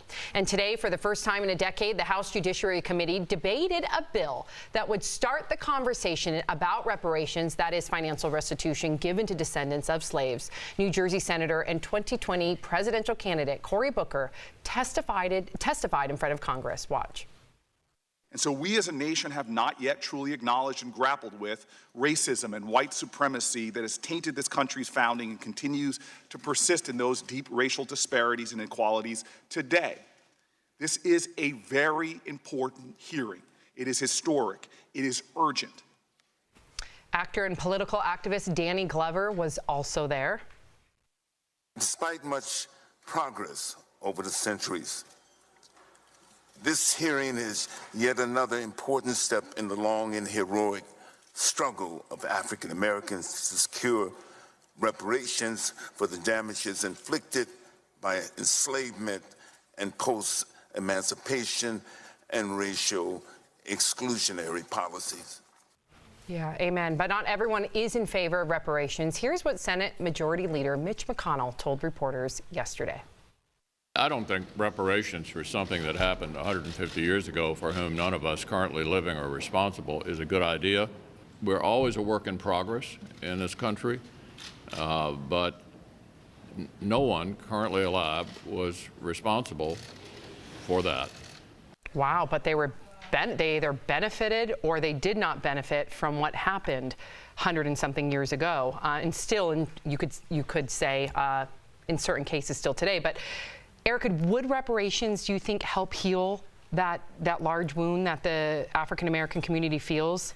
You know, I have a hard time saying healing because I think healing is a part of, it's an evolutionary process. It's a kind of, I recently heard this, is it complicated when you say, is it complicated or is it uncomfortable? I don't think it's very complicated. I think it's just a very uncomfortable conversation. Because even when I'm thinking about reparations, when you think about it, it was 40 acres and a mule in 1865, around the same time or months before Juneteenth. So that would have been in January. And then they were, slaves or former slaves were told that they would receive their 40 acres and a mule based on the land that they had tended to. So so after that, it turned out that the owners, the white owners, were able to reclaim that land, and they didn't get that reparations. For me, it's hard to have that conversation without acknowledging what people in my family were able to do. My grandma Stella, who was born in 1900, owned a plot of land that she got from sharecropping and worked very hard to do that. However, we have so many areas in this country that have been purposely put into destitute situations in order to keep the population in those communities down. Yeah. Would reparations help a community like that? Absolutely. Would reparations be appropriate for perhaps HBCUs? I believe they would be. So it's not a complicated situation. It's just uncomfortable to talk about. How do you feel about this, Lindsay? I feel like if you calculate the worth of free black labor during slavery, it's trillions of dollars. And so in order to be on an equal playing field as a black person in America, we need something. But handing like cash in hand, I don't know if that will be the solution, but I think there are several solutions we can look at, like Will Smith and Nas are creating an app that will teach financial literacy to teens. So what can we do to start implementing strategies to help our children understand how to move better in America and put them in better situations where they're competing on an equal level? I know with the Native Americans, they were given plots of lands that they can't really do much with. I know that there's a lot of alcoholism and deteriorating conditions in those areas with their reservations, and so I just don't want to see the same thing happen where it's given and then they think they're done with it and it really didn't help any. Right. Yeah. You don't want them to think that they did their part and then wash their hands of it. Right. It's an ongoing issue. As you said, it's uncomfortable. We have to keep talking about it, but we have to start somewhere and do something. Right. Yeah. I think it's tricky, just like you said. I think if you do that, you do give the reparations, some people are going to be like, all right, that's it. I don't want to hear any more about this. It's over. Something. You know, and on the other hand, I think if you give some, it might not be enough. So it's a tricky situation, but I think, like Erica said, it's something we need to talk about. Right. Let's start talking about it. Yeah. Well, I'm glad we are here on this panel. We will be right back. The Sun.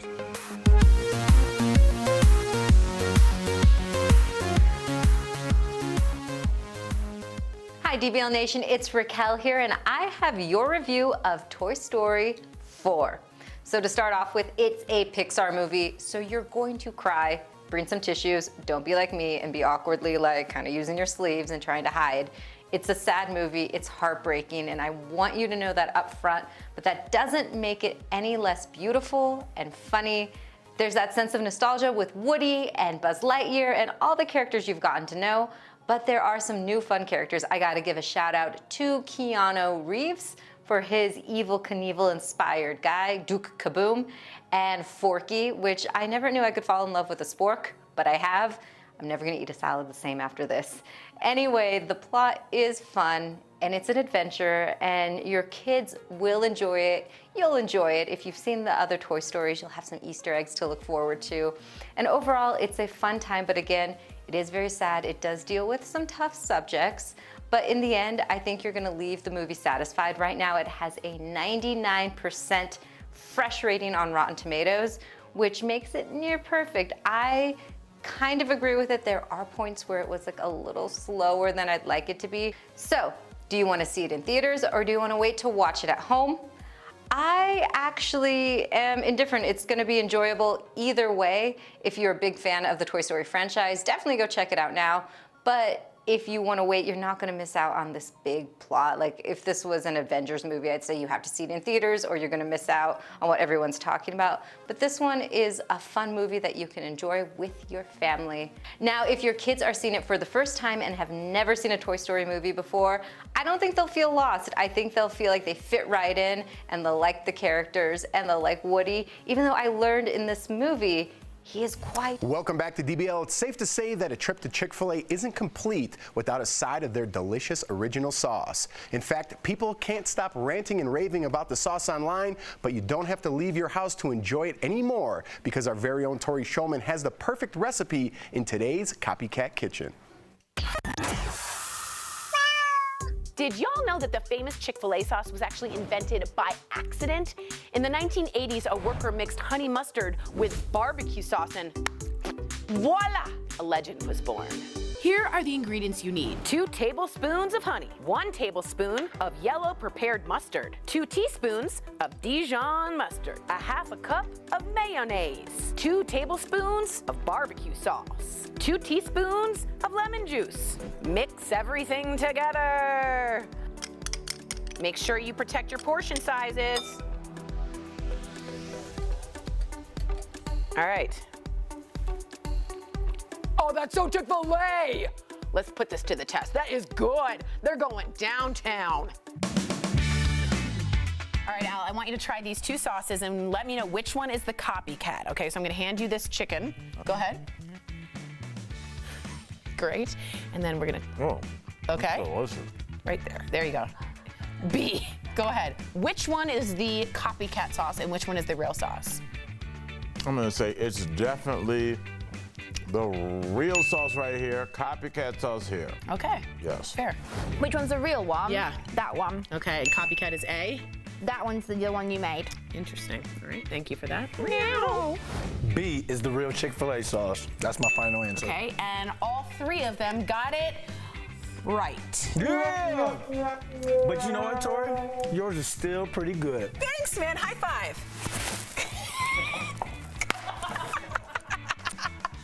Copycat Kitchen. Wow. We're putting the full recipe on our website, dailyblastlive.com. Go check it out right now. We'll be right back. Promotional consent.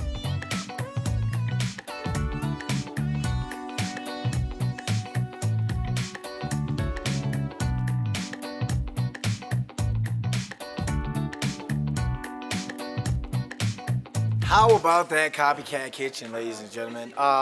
Can I go on record, since we're not sponsored by Chick-fil-A or anything? I wish. Tori's Copycat was actually they don't better. have good stances. Tori's Copycat Kitchen sauce was actually better than I the heard that. Chick-fil-A So sauce. many people came in the next It was day better and were than- talking about it and said it was better. It's better than Now I the have to Chick-fil-A try it. sauce. And the chicken tenders, they're a little old, but I'll make sure to make a note of that for next time. Let's get to you all's viewer comments. You all been writing in the entire day. Today was a deep day at Daily Blast Live. I love how we can shake up the stories. So Shirley D. Taft says, I watch the live PD and I'm shocked at all the legal citizens that drive every day and don't have a license or insurance half the time. Me too. I was one of those people. There was one time I got in a car accident. I didn't have insurance. That was it's a whole story. I'll tell you about it another time. Prentice Boyd says, I'm happy to see Lindsay back on the program again. Keep her on because she is an asset to the show. Oh, thank you, Lindsay's family member. But no, it's been so great having Lindsay back. I love her perspective on things. I love her discourse on some things. So, just waiting for that money to be deposited in my account for saying something nice. Brian Henderson says, Sam loves her animals. Yes, she does. John Venturini says, swipe left, swipe right, chocolate chip, oatmeal raisin, snickerdoodle, hashtag cookie jarring. John Venturini for the win. I mean, look, cookie jarring, we all do it. All the single people. I'm gonna let you guys into my world right now. I'm single and I'm ready to mingle. Do you cookie jar? And just because I go out with one person doesn't I mean don't have enough options to cookie jar. so Chris doesn't have enough. Yes, I he do. does. He doesn't try hard enough. I do. So, but I look at it as it's not something. People do it all the time. Thank you. Yeah, Men they do it. Just Women dip do into it. the cookie jar? When you're seeing somebody and you're not 100% like Not sold on. monogamous yet, Yeah. and you kind of want to Do you talk tell to them that, somebody else though? to Do you kind of have a tell them backup that? a little bit. Honesty is my best policy. You don't tell them that you're like hanging out with other Look, chicks. until you're 100% set and it's monogamous and it's an actual relationship, you don't got to tell anybody anything. Dang, I've been out of the Well, dating it's game your for way business. too long. Well, I want to go out with I'm Susie shook. on Tuesday and go out with whoever else on Wednesday. That's my Wait, business. so if Two nights in a so row? if your chocolate chip cookie asks you, are you seeing other cookies? You said I would I tell her seen yeah. a snickerdoodle. Okay, you said Yeah, I would tell her yeah. I got a date with Snickerdoodle on Tuesday. Absolutely. Okay. Yeah. Which honesty is the best policy. But it's not on me to just run around and tell all my business to everybody. Yeah, absolutely not. And plus, Okay. I'm a macadamia nut guy myself. I'm allergic to nuts, so we don't blend well. Sorry. Anyway, DBL Nation, let us know what your favorite cookie is. America. Bye.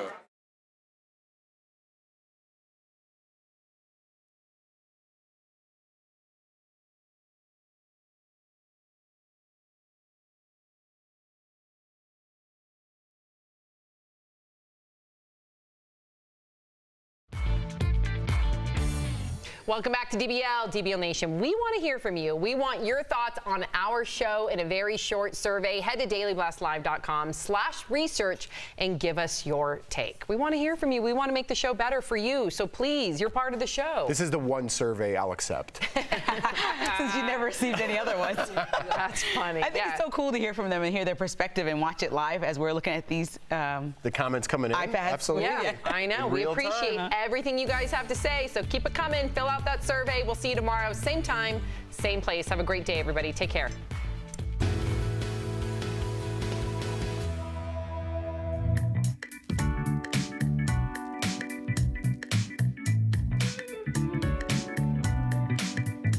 Hi, DBL Nation. It's time for Between the Show with Whoopi. I'm still shook at this conversation we were having with Brandon and Chris, and I learned after the cameras went off that Chris has done this before with 2 cookies, and he actually told one cookie that although he was seeing another cookie, what? one cookie, he told the one cookie he liked her more, and she was the top cookie, so she didn't have to worry. You know what? Hold on now. Right? What are we talking about? Right? Oh, cookie jarring. Yeah. Okay, can I ask you something? I've heard of ghosting. I've heard of cookie jarring. Slow fade. Have you heard of that one? What does that mean? So the slow fade is I'm ghosting you, but kind of slowly. Yeah, I done did that. You just let it down the vine.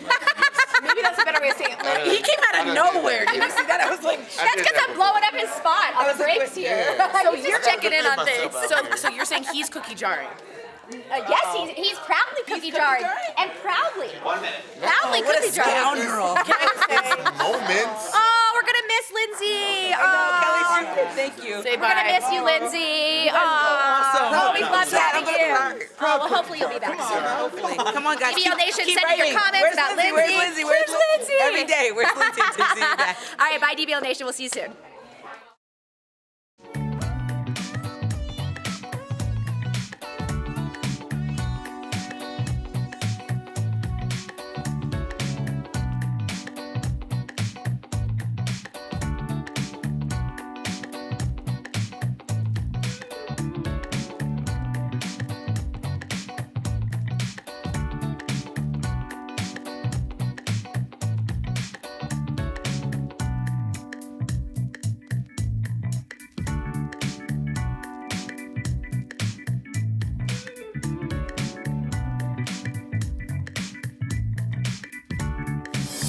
Is Daily Blast Live. We're talking about what you're talking about. Because everyone's talking about this. Always live, always real, always unpredictable. You are totally off base here. Log on and join our live conversation. I can't believe I'm saying this.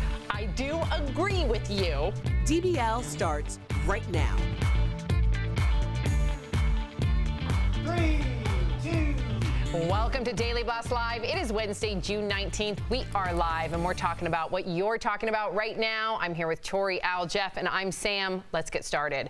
It was a replay of some of his greatest hits. Last night, the president officially kicked off his re-election campaign in Orlando in front of a massive crowd of supporters.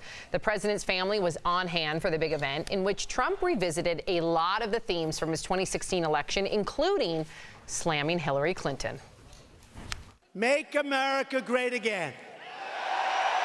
The only collusion was committed by the Democrats, the fake news media and their operatives, and the people who funded the phony dossier, crooked Hillary Clinton, and the DNC. The wall is moving along. It's moving along rapidly. It's beautiful. I changed the design.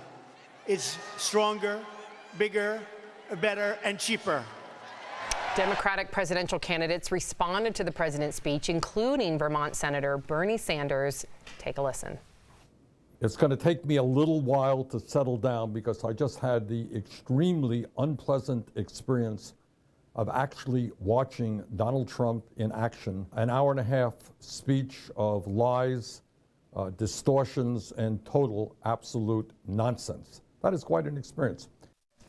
Meantime, a lot of people are talking about something else the president said. It's all about the Central Park 5, which has, thank God, been spotlight thanks to the Netflix miniseries, When They See Us. Trump was very vocal about that case back in 1989. He even took out this full-page ad calling for the state of New York to adopt the death penalty following the attack. Ultimately, the 5 men were exonerated in 2002 after another man confessed, but the president was unwilling to apologize for his past comments on this case. Watch. You have people on both sides of that. They admitted their guilt. If you look at Linda Fairstein and if you look at some of the prosecutors, they think that the city should never have settled that case. So we'll leave it at that. Wrong. Simply not true. There's facts when it comes to this case. There's not people that are right on both sides of this. The only victims in this case are the 5, and of course the young woman that was brutally raped by an individual that later confessed, but the victims in this case are these 5 men who wasted their lives, the families who wasted that precious time because of this wrongful conviction. So we can't say that there's both sides to the story. There's not both sides. No. Yeah, it's not a debatable issue, I don't think. I just don't think No, not even I think. There's facts here. Yeah, there's DNA, there's everything. And I think what bothers me is the lack of evolvement, right? So if you made it Democrat or Republican, you make a mistake, you evolve. I'm very happy to see you move because you're a human being. What I don't like is when he doesn't like something and he disagrees with it, he'll double down no matter if it's false. And we all know it's false. They were publicly exonerated, this men, and they lost 6 to 13 years of their life. And he's doubling down and he's the head of our whole country? What does this say? His base doesn't care. His base would only care if he apologized. He's never apologized for anything, whether it was mocking a reporter with disabilities. Whatever he's done, he's never apologized, and he's always played fast and loose with white supremacists as well. And this is by not completely condemning that, by not completely condemning the Charlottesville murderer, by what the both sides thing is saying, hey, I can't come out and say who I'm with on this, but guys, I'm not going to throw you under the bus, and that's what he does, and his base loves it. But I disagree with the base here. I think this will be different. I really do. I don't think so.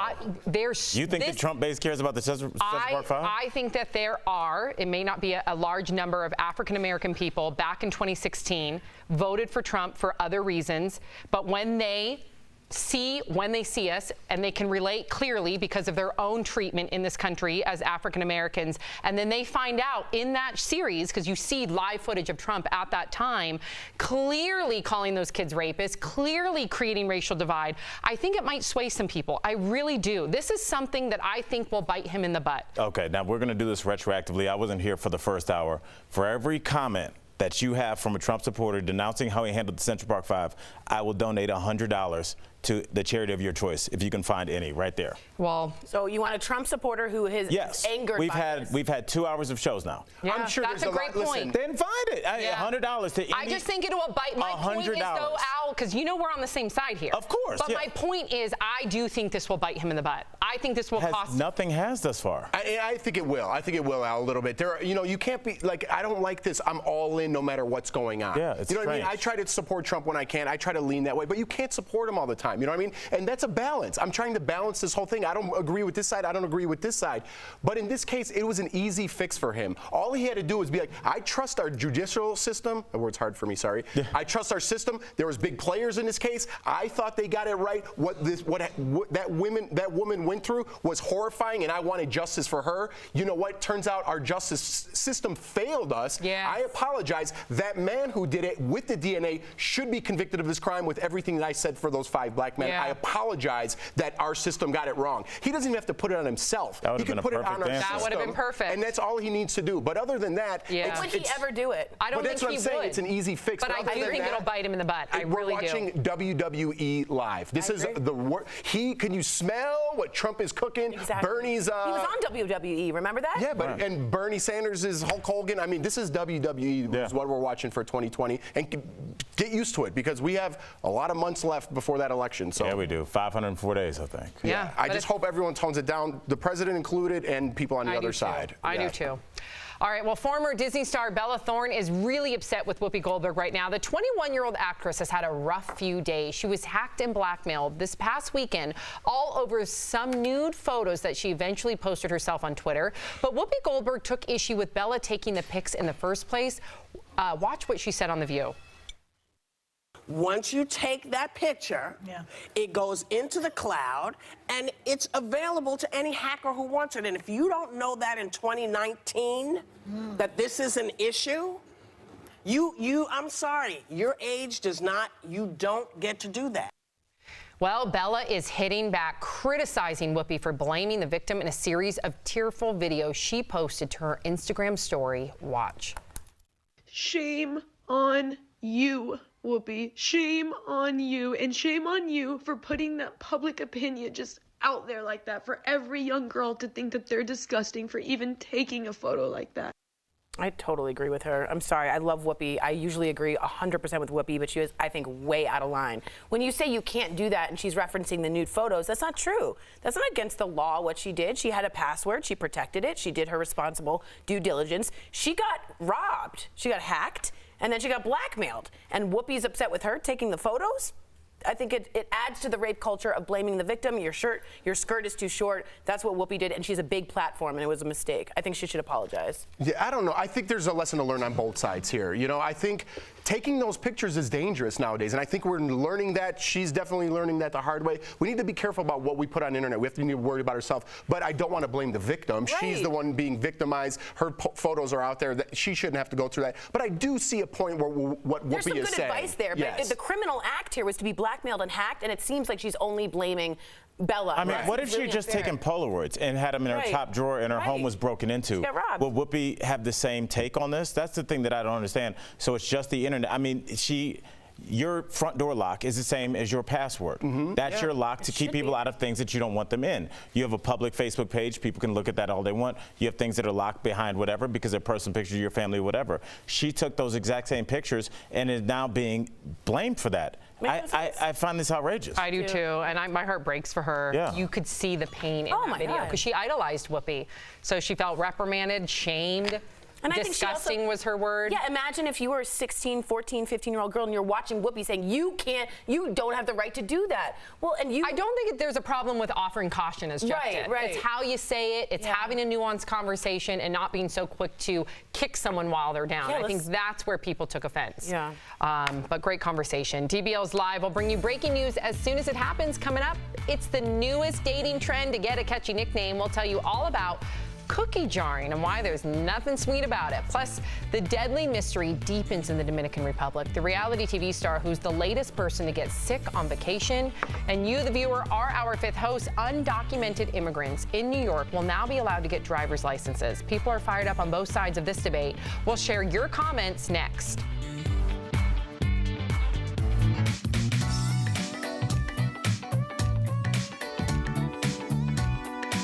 Kelly Schubert here with the DBL Digital team. I'm tracking all the breaking and trending news, but I think we're going to go to the desk because Jeff and Tori are... Chris got something to say. Uh-oh.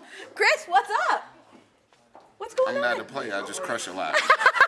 Now you can go to the desk. He wants to clear some things up from last hour. Let's go to the desk and we'll chat with Chris. Okay, so we're clearing something up about, I think, his romantic life. Am I correct? He likes cookie jarring, but he says he's not a playa. Kelly, he just tell us crushes what a lot. cookie jarring is so people don't think he's very weird and into food. Cookie jarring means when you dip with one woman or one man, and then you dip again into the cookie jar and have another woman or man. So it's not just dating. It's like you have a team A, you have your one Yeah. girl, but then you cookie jar dip for the second one. Yeah. That analogy doesn't make sense. And I don't think it does Because work all either. the cookies are the same. No, not necessarily. What if one's over the raisin, one's chocolate? Save it for the show. I want Al's take on the Okay, show. we need to save this for the show. Chris is coming back up here to clear things up for us. Sorry. Come on, Big Chris, let's come up here. Tell us Big more. Chris, go ahead and talk it out. Yes, come on. It's the way the cookie crumbles. DBL Nation. Rob's got some puns. Coco's got something. You got to come over here, though.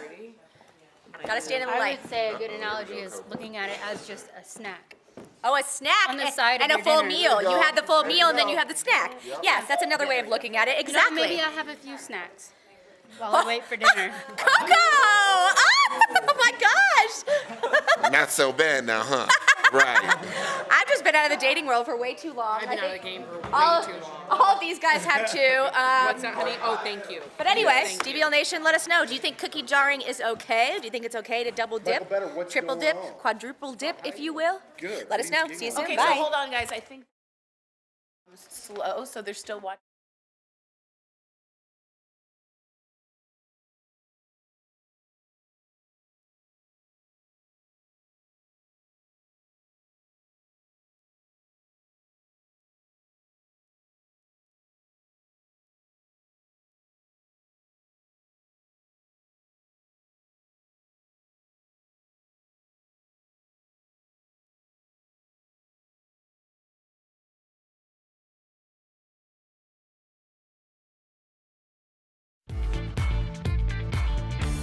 Welcome back to DBL. It is time for Fifth Host when we talk about what you're talking about. New York is now the 13th state to issue driver's licenses to illegal immigrants. Before signing the bill into law, Democratic Governor Cuomo expressed concerns about preventing undocumented drivers from being targeted by federal authorities. Bill supporters say it will decrease drivers that are insured, improve road safety, and boost the economy. But opponents fear it will just encourage illegal immigration. However, you guys should know this law does not deal with U.S. citizenship. It's only dealing with driver's licenses. So DBL Nation, should undocumented immigrants be issued a driver's license? Take it away, Al. Okay, Sam. Debbie from Facebook says, we owe illegal immigrants nothing. Oh, Debbie, I don't know. I'll tell you this. Next time you go over a family member's house and they say, let's have a drink on my brand new deck, I guarantee you, your 70-year-old uncle didn't do that. There was a lot of immigrants that helped build this country that are currently doing that, whether it's through landscaping, whether it's through masonry, whether it's through all the jobs that Americans don't want or will not do. So to say that you owe them nothing, I think is pretty disingenuous. Think about that next time you're eating a salad before your dinner comes and you go, this is free. It's not free. Somebody working for low wages picked that for you. So just to understand that things are going on around you, even if you're not aware of them. Well said. Wow. Beth from Facebook says, yes, they're going to drive regardless and should have a license. It will ensure that they understand the laws of the road, making it safer for everyone. I'm going to be super honest with you guys. I was totally not for this in the morning meeting. I was like, how could we think about this? And then I did some research, as I encourage you to do, and not just think, license, immigrants, no, because the first thing you should think of is it's a ripple situation. Now they can't pick up their kids. They can't volunteer. They can't get formula or diapers. If they hit your car, you can't have any kind of insurance with them. So it's literally a public safety issue at this point, and I think that's fine if it's not citizenship. Marcy from Facebook says this won't make them better drivers and they likely can't afford insurance, so why? Marcy, I don't know. I'm not going to say I worked with illegal immigrants, but I was in the restaurant business my whole life pretty much, and I've never seen harder workers in my whole life. So to say they can't afford it, I don't know if that's a fair comment. But going back to the license and immigration thing, I'm kind of confused because on one hand, you're here illegally, but on the other hand, sure, we'll take your money. So I'm kind of confused about the whole thing, how that works. Yeah, and you could buy some insurance, you could give our country some money, but you're not here illegally. Right. I'm kind of confused unless you have a visa on how that all works. So there's a lot of red tape here. I think the misunderstanding that illegal immigrants are just gifted all these things. Thank you. I appreciate that. I'm just reading from the prompt. Yes, but thank you. That they somehow are gifted all these benefits when they're not, and that also creating this narrative of they is dehumanizing them. These are individuals, most of them asylum seekers who are escaping horrific refuge, and they're here, and what we need to do is we need to find out ways to help them cut through that red tape. So even the driver's license, they're not just handed a driver's license, they're also doing all these different things in order to get their citizenship. Mark my word, they're doing everything possible to get legal citizenship, but there's so many things set up in front of them that create roadblocks, and what we need with immigration reform, in my opinion, is to have more boots on the ground. That means more lawmakers, more legislation to help encourage them and be there for them instead of just throwing them in cages. It's just so interesting. I know we got to go. I'm sorry, but it's just like you hear everybody's origin story, and they say, my grandfather, he's Italian. He came over here with 10 cents in his pocket, and he got a job, and he worked, and now my grandmother owns 10 taxi cab companies or something like that. But then when it comes to these illegal immigrants, they can't undocumented. Excuse me. These are undocumented immigrants that they can't see the connection there, that these people have come here to make a better life for their children. They know that they're probably never going to see this. How do you think America started? It's so interesting how they can't see Maybe if they go to our DMVs, they'll be like, you know what? America wasn't so great. I'm out of here. Good one. Make an appointment. Make an appointment. Changes everything. Make an appointment. Thank you for writing in. We love hearing what you have to say. Coming up on DBL, could the Justin Bieber Tom Cruise fight happen after all? The head honcho who says yes, plus parents behaving horribly. Watch this video of dads throwing punches at a youth baseball game. Are you kidding me? We'll tell you why they lost their cool. And he's a sportscaster known for being very outspoken on hot topics, and many of his videos have gone viral. Now, Dale Hansen is joining the DBL conversation. You do not want to miss his take on the possibility of a female president. Ooh, Dale.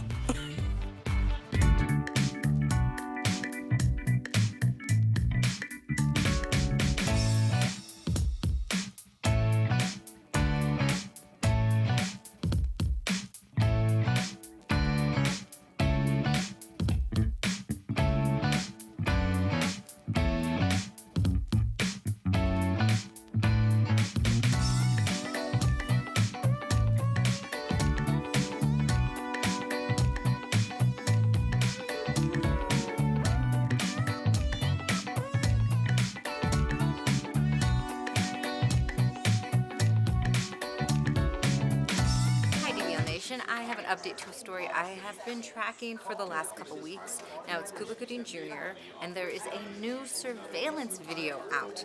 Now this one appears to show the accuser and Cuba at the rooftop, and it appears that she is trying to talk to him. It doesn't look like a fight that was originally reported, that a fight broke out and security had separated them, but security was involved, and they are trying to make sure she doesn't get to Cuba. And it kind of changes the narrative of what was happening in the initial accounts. So I just want to get your opinion on this case and see what you think, because more accusers are coming forward as well. So just let me know what you think in the comments, and I will talk to you next time. See ya.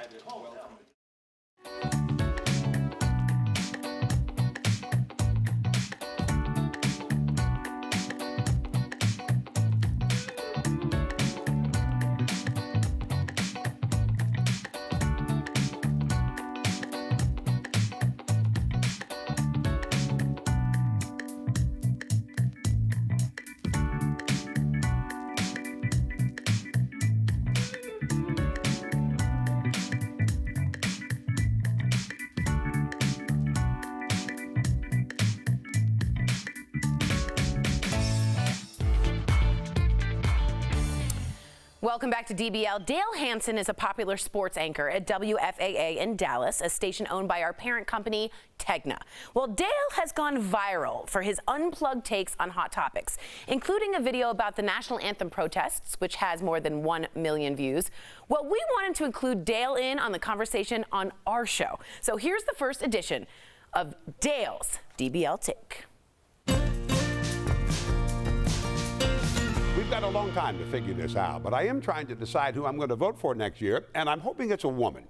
Now, to be as honest as I can, I'm going to vote for anybody but. But I do think it's time we put a woman in that White House, and not just in an office down the hall, but in the Oval Office. There's some interesting choices here. And the way the Democrats keep joining the race, there's bound to be more. But Kamala Harris intrigues me. She lost me during a CNN town hall event when she kept answering almost every good question with this. I think we should have that conversation. No, that won't do, but I could go back. I like Minnesota's Amy Klobuchar. Eating a salad with a comb bothers me, but at least it was a salad. And Elizabeth Warren might be the smartest candidate we've ever had in either party. She has a plan for everything. But pollsters say white women who didn't go to college don't like college professors, and she used to be one. She reminds me of my 8th grade math teacher, and I didn't like her either. And then there's the ignorant argument that says women are too emotional for that job. I don't think that's true, but I think I'd like a president when talking about the latest school shooting, the children and broken families at the border, or our soldiers who have to be carried home, who teared up a little. It wouldn't bother me a bit, but then I am the guy who teared up during the Judd's farewell concert, and how could you not? Bottom line, I think it's time. So if the right woman's on the ballot, I'm going to say I'm with her. Amen. Amen. Thank you, Dale. Well said. I mean, you look at Jacinda Ardern and how she handled the shooting in New Zealand, right? She was compassionate, she was empathetic, but she was strong, courageous, and took action. Yeah. So I think that's what we're missing in this country. I think when I talk to my millennial friends, I sound like I'm 95 years old, but they all don't see an issue. Like, I think it's our generation and above that are like, oh, a woman president. To them, it's completely natural. That seems what a lot of other countries are doing fairly well. So I hope that that generation sees it as just another candidate. I really do. And I hope you just vote for the best candidate. I don't want you to do it just because they're a woman. Yeah. I want you to do it because you believe in their policies. Well said. Well said. I hope we see it one day. I really do. We'll be right back. Promotional.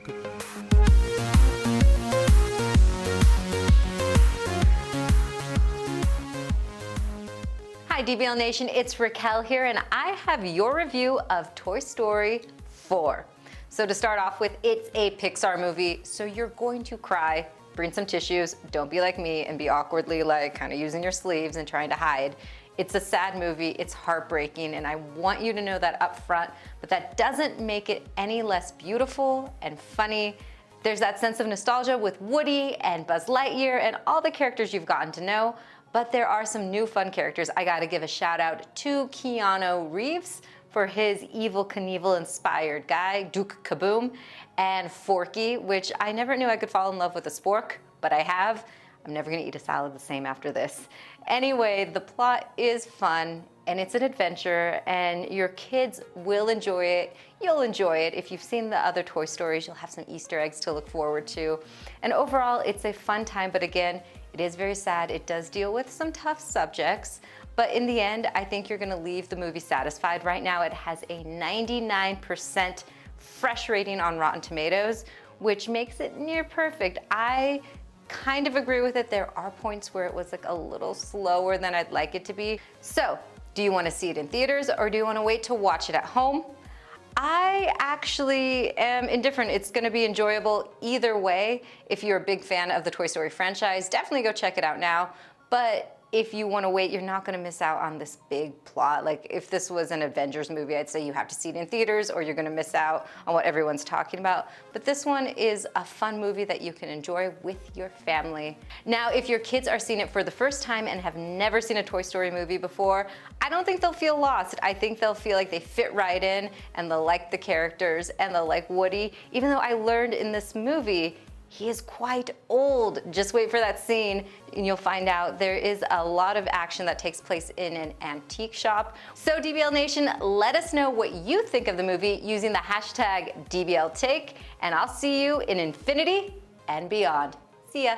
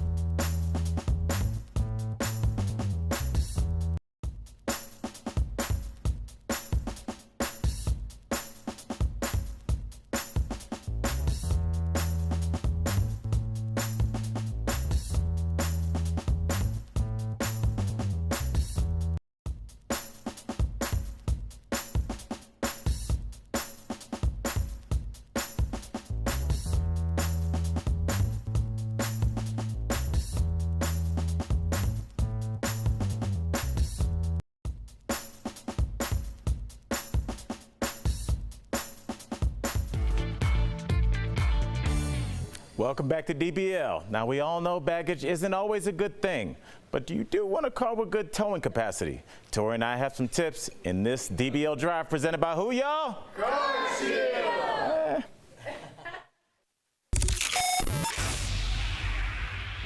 Baggage. Emotional baggage is sometimes harder to pick out. Everybody has something they carried, like a ball and chain, for a long time from childhood to adult. And if you can release that and work on it every day for the rest of your life, I consider you a spiritual warrior. I don't know if I want to work on it every day. I think your baggage is who you are. I mean, for a second, no. Do you ever want to just like get rid of all your baggage? Like, that's it, I'm good now. I kind of like a little bit of baggage. It makes you, keeps your interest rate. No, baggage gives me anxiety, and baggage keeps me up awake at night. Sometimes carrying a lot of baggage can be a good thing. Here are some tips for towing extra weight. Be sure to figure out how much weight you're towing before you purchase. Be sure to get the right hitch. Classes 1 through 5 vary how much weight they can pull. And for a smooth drive in any season, get an auto protection plan with CarShield. CarShield protects their members from the high cost of auto repairs. Call 1-800-505-9619 for a free quote. Nice. And earlier, Jeff introduced that segment and tried to pull off his impression of Al. No way. So how did he do? I did not see this. Tori and Al have some tips in this DBL Drive presented by who, y'all? CarShield. That's right. See, I leave for an hour and Jeff's already taken my job. Well done, I tried to do my best Al Jackson. I appreciate you, Your man. intro was pretty good, too. Yeah, it was good. I screwed it up a little. Are we going to sit here and let Tori talk about tow hitches? I know hitches. Do you? Here's what's coming up next on DBL. There's a... The mysterious illness in the Dominican Republic spreads. Is a popular reality TV star the latest victim? Plus, members of Congress debate reparations. This is a very important hearing. It is historic. It is urgent. Financial restitution for descendants of slaves. DBL Nation. We want your opinion. And it's the new dating trend with a sweet name, but sour taste. We'll tell you about cookie jarring when DBL comes back.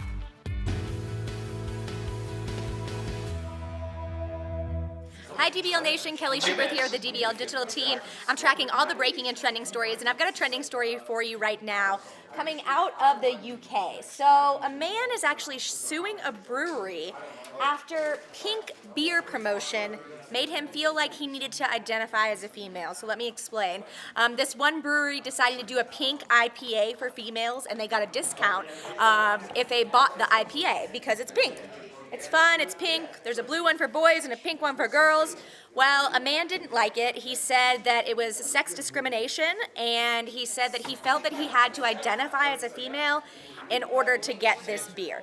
So DBL Nation, I want to know what you think about this. Do you think there's something missing from this story? Like maybe he asked for the beer and they wouldn't give it to him, or something along those lines. But my guess is if you asked for the girls only beer, I'm sure they'd give it to a guy. Why would they not? It just has a pink label. That's all there is to it.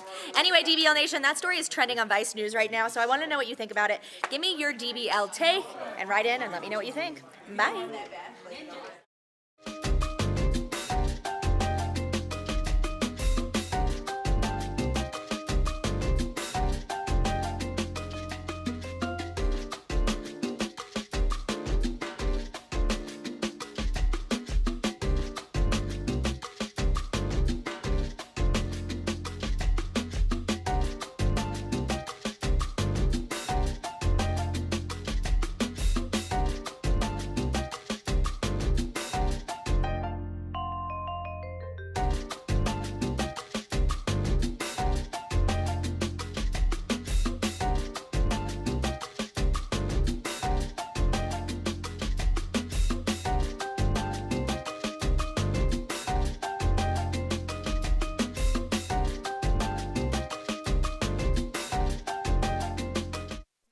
This is Daily Blast Live. We're talking about what you're talking about. Because everyone's talking about this. Always live, always real, always unpredictable. You are totally off base here. Log on and join our live conversation. I can't believe I'm saying this. I do agree with you. DBL starts right now. Welcome to DBL. We are live and we're talking about what you're talking about right now. Let's get started. Well, another tourist is dead after traveling to the Dominican Republic, and the story has been dominating the headlines for weeks. The U.S. State Department says at least 9 American tourists have died after falling ill, and dozens more have gotten sick in the past year. Here's 5 of those people who have unfortunately passed away. Some think it might be from tainted alcohol. In many cases, the victims drank from the minibar before they died. Others are blaming pesticides. There are less regulations outside of the U.S. Now Melissa Rycroft says she got sick after a trip to Punta Cana, a city in the Dominican Republic. The reality TV star posted on Instagram saying, quote, "I've been put on a liquid diet and given meds for my severe cramping." No official word on what caused her to fall ill, but before you hit the panic button, we do need to point out some statistics. The State Department says an average of 19 people die in the Dominican Republic a year, with an average of 2.7 million Americans visiting the country annually, a country that really depends on tourism for its economy. So, and you've been all over.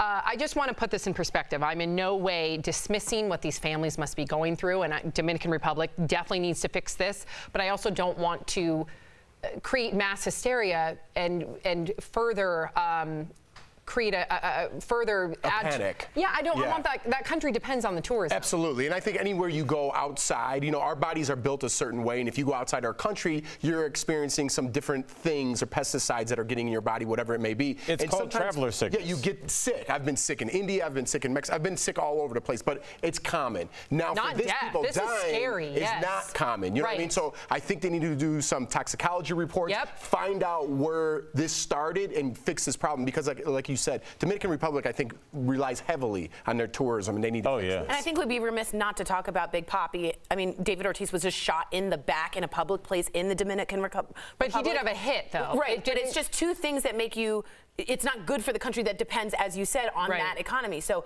I think they need to wrap this up quite quickly and take a good look at it. I know Barbara Corcoran from Shark Tank, her brother also got very, very ill and I think passed away. But those things are going to keep happening unless we put an end to this. He ended up dying, right? Yeah, very sad. I just hope that they can rectify it. Yeah. Right now, cleanup is still underway after the Woolsey fire that burned through Malibu last year. Now the Real Housewives of Beverly Hills are looking through the damage. Denise Richards was lucky. Take a look at last night's episode.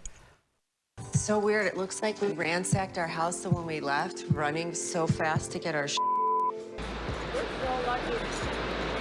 This whole street would have burned down if one house caught on fire. But not everyone was so lucky. Take a look at Camille Grammer's home, also from the Beverly Hills Housewives, totally destroyed, hers from the fire. Watch.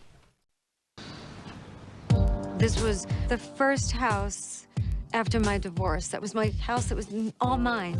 And now that's taken from me. It's devastating.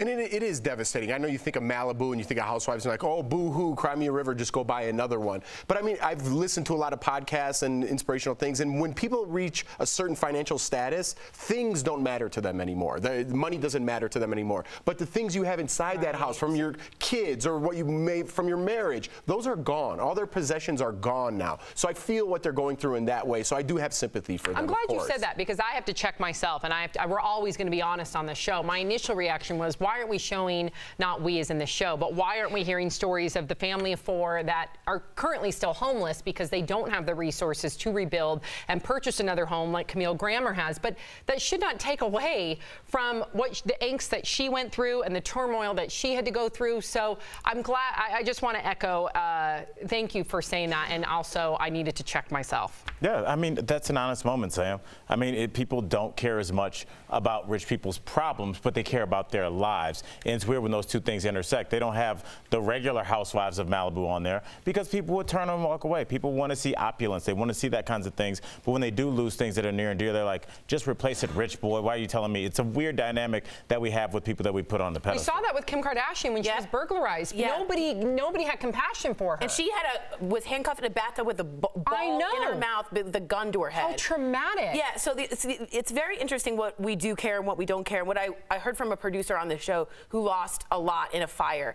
People who've gone through that, doesn't matter rich or poor, it's devastating. Those photos, gone. Can't get it back. Yeah. So I think that we should think about that on an even playing field. Well said. Yeah. Well said. Dating in this day and age can be very complicated, but there's a new term you need to know if you're getting back into the dating game, or maybe you're already aware of it. It's called cookie jarring. This is when someone treats you like a backup option while they're dating other people. They keep you around as a security blanket while pursuing a relationship with someone else. You may not even know this is happening to you, so here are some signs, according to a psychotherapist and love expert. Your date doesn't want to commit to any plans, or they avoid conversations about defining your relationship. If you feel those, if you see those, you're cookie jar. This has been going on forever. Yeah, isn't this just dating? They're just putting on, they're putting a label on it. Do you want to hear the other one? I heard slow fade, which is ghosting, but slower. And I'm like, guys, it's just dating. Aren't you just kind of like figuring out who works for you, who doesn't? I don't like the term cookie jar because I always picture a cookie jar with the same cookies in it. So like one wouldn't have priority. We should call it like Hershey's chocolate gift packet. Yeah, that's what we should call it. You know, because some girls are the crackle. All right, they're first priority. All right, they call it 8. I'm canceling with Mr. Goodbar. But if Crackle doesn't come through, Mr. Goodbar right there. And if they both bail, there's always the boring, just Hershey's one. What about chocolate with almonds? Yeah, the almond girl. Oh, that's classic. Bottom of the barrel for you? That's 2 6-packs where I'm calling that. That's a late night phone call. Yeah, that's that 2 6-pack. Yeah, I don't like the special dark.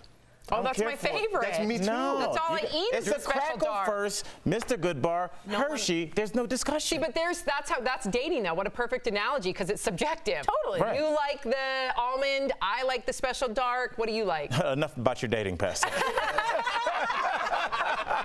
Fair enough. Right.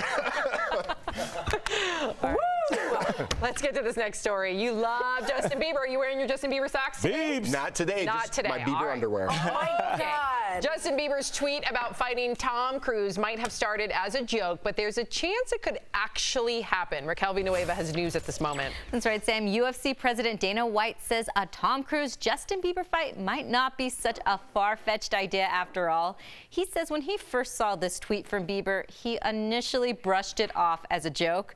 But then White tells TMZ he got some phone calls from people connected to the stars, and Cruise might actually be interested in doing the fight. White says he'd be an idiot not to make the fight happen. And if both parties are really serious, he's ready to talk. Now, Bieber has trained with Floyd Mayweather, and Cruise does all his own movie stunts, so the competition would be pretty tough. Tom Cruise all the way. No question. I know we got to get to the next thing, but Sam, you have done a charity fight. Let people know, like, this is not like foxy boxing. No, it ain't easy. We both, me and my opponent, trained for 3 months straight with real professional UFC and boxers. And yeah, just getting into that ring and being hit in the face is very terrifying. It's tiring enough to hold up your arms. Didn't you have a bloody nose or a concussion or something? I did. I had a slight concussion and a bloody nose and a little bit of a bloody lip. What did she look like? Pretty much the same, but she hid. Yeah. Afterwards, I came out and I let all the glory show because it is what it is. But she may have looked worse. Any part two? No. Creed 2? No. You retired? It's exhausting. It's horrific and it hurts. Yeah. Yeah. That's Who do you good. think's gonna win? Fighting? You talking about? I'm just joking. Okay. What did you think I was talking about? Nothing. I was just looking at What? Al. Al brings it out of me. I don't know. Wait, who do you think's gonna win? I don't think it's going to happen. They both have Let's too much say to it's lose. gonna happen. They can raise Who's a gonna lot for win? charity. Who's gonna win? Let's say it happens. If it's an MMA fight, I think Cruz takes him to the ground and taps him out. Even though I love you, Biebs. By the way, it's totally happening. This has been planned in advance. I think it's happening. Can we all go to Vegas if it happens? Can we all go to Vegas if it happens? Oh, Hold our hands. definitely. Yes. Let's all bond on this. We're going to go to Vegas if it happens. Of all the stories we've covered, this is what we're bonding on. I just want to go to I'm Vegas. not going anywhere. I'm down. Okay. I'm out. I'm out too. All right. Okay, I'm back in. Okay, me too. Speaking of brawls, file this next story under parents behaving badly. This fight broke out at a youth baseball game with 15 to 20 adults getting into a fist fight, throwing jabs, haymakers, even sucker punches at one another. It all went down this weekend in a Denver suburb. Come on, Denver. The fight started after a parent disagreed with calls made by a 13-year-old umpire. Police posted the video, and they are still looking for the man in a white t-shirt and teal shorts for throwing a sucker punch. There were a few minor injuries, and police gave out citations for disorderly conduct. I think those parents should be not only embarrassed, but more than a citation. Just a citation, who cares? First of all, embarrassed is the perfect word, like to the 10th degree.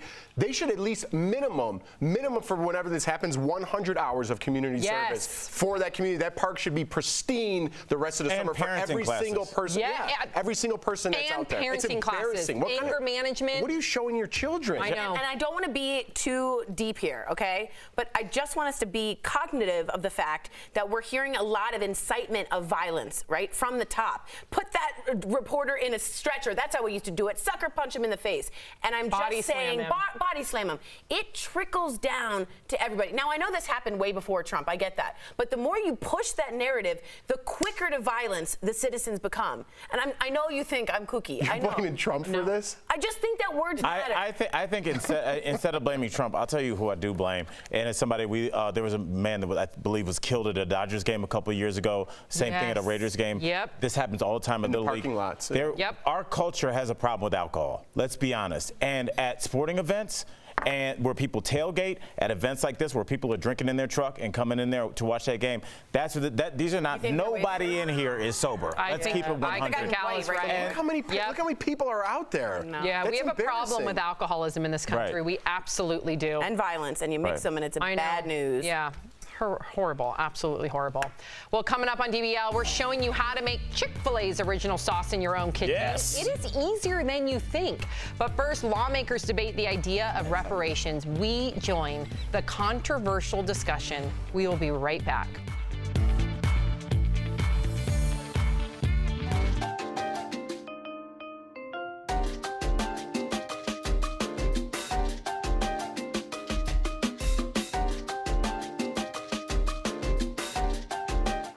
Real quick, apparently when I get flustered or sped up, I add S's to the ends of things. So I'm like, you put violence and I don't know what was it?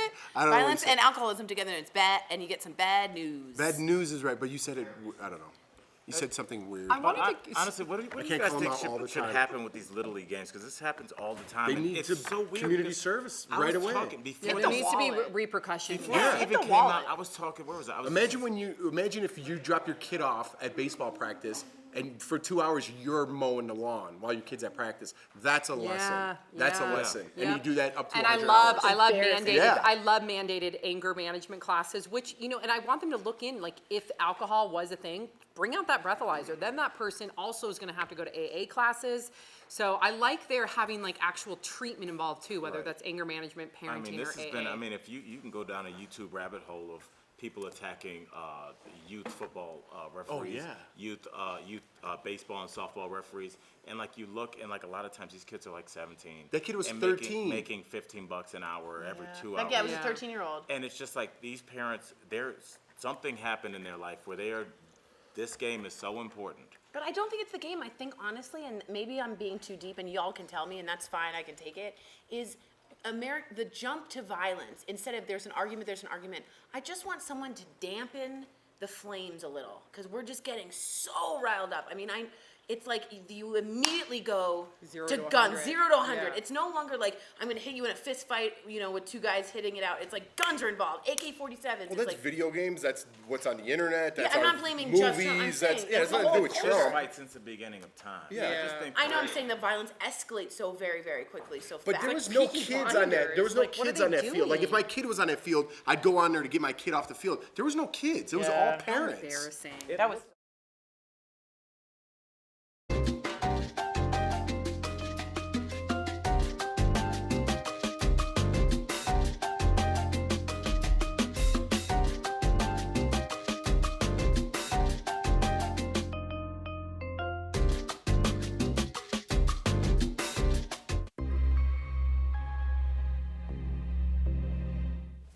Welcome back to DBL. Today is Juneteenth, which is a celebration honoring a day in 1865 when enslaved people in Texas finally found out that they had been freed 2 years earlier. And today, for the first time in a decade, the House Judiciary Committee debated a bill that would start the conversation about reparations. That's financial restitution given to descendants of slaves. New Jersey Senator and 2020 presidential candidate Cory Booker testified in front of Congress. Watch. And so we as a nation have not yet truly acknowledged and grappled with racism and white supremacy that has tainted this country's founding and continues to persist in those deep racial disparities and inequalities today. This is a very important hearing. It is historic. It is urgent. Actor and political activist Danny Glover was also there. Despite much progress over the centuries, this hearing is yet another important step in the long and heroic struggle of African Americans to secure reparations for the damages inflicted by enslavement and post-emancipation and racial exclusionary policies.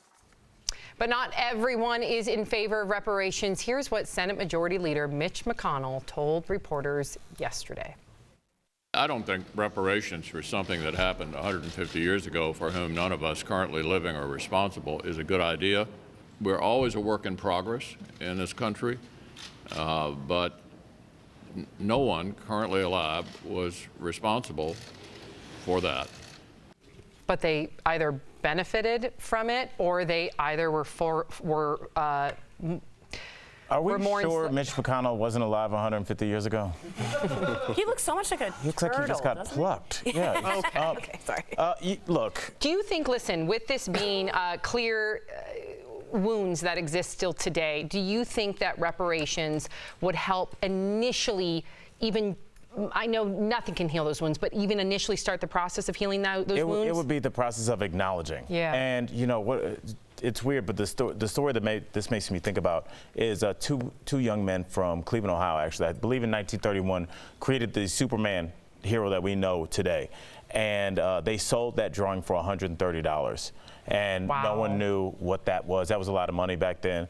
Obviously, it's become a multi-billion-dollar thing. And these guys almost died penniless, I think, at the end of their lives. One of them was blind. They gave one guy a couple $100,000, but it was too late at that point. But those are reparations. Reparations are for when you've done somebody wrong, when you know that you've taken advantage of their skills and their labor and not paid them accordingly. This country was built on free labor. That's what it is. And so there needs to be some kind of restitution paid. When people, well, I'm not paying my, calm down. Let's figure out a way to make this, and no one's gonna come and take $20 out of your wallet and hand it to me. We're gonna have a way to do this. But just for us to completely shut it down, I think is being disingenuous to the very idea. I agree. I agree as well, and I think it needs to be talked about. I think that conversation needs to be had. It shouldn't be pushed off the table. Definitely needs to be had, because on both sides, you know what I mean? Even the people, even the reparations that you're getting, is that enough? Does that cover your pain and suffering? So there's going to be complaints on each side, but I think a conversation is definitely and it's not going to be perfect. We're going to have who is black. If your mom is 1/5 African American, but you're mostly Cherokee Indian, do you count as black? Do you get? So it's going to be a whole thing. But it's a conversation we need to have. Yeah, because America, it's what is it? They like a comeback. They always like a second chance. We're a second chance country, whether you like it or not. We like the comeback. But first, you need to apologize. We need to make it right. You've skipped a step. If you want us to say, well, no one's alive, then you should be fine. That doesn't work when you haven't hit the most important part of, I'm sorry. Yeah. Our country did this, and you're living in disadvantageous places because of that. Right. So it's odd to think that Mitch McConnell can only see it so literally, like, I didn't own slaves. That means nothing. Some kids couldn't get into college because of it for years and years, 100 years of Jim Crow. Right. So it's very odd that he can't think that way. I think he can. I don't know if he can. I think I don't know if he can. You choose to understand. This man made it to this point in his career, but he can't understand He seems to not understand that things a lot. carry on. He didn't seem even to past understand why Jon generations. Stewart was bent out of shape for the 9/11 responders. Maybe that's his privilege, Al. Maybe that is his white privilege, and he's completely blinded by it, unfortunately. Yeah. Whether he chooses to or not. We'll be right back. The sun used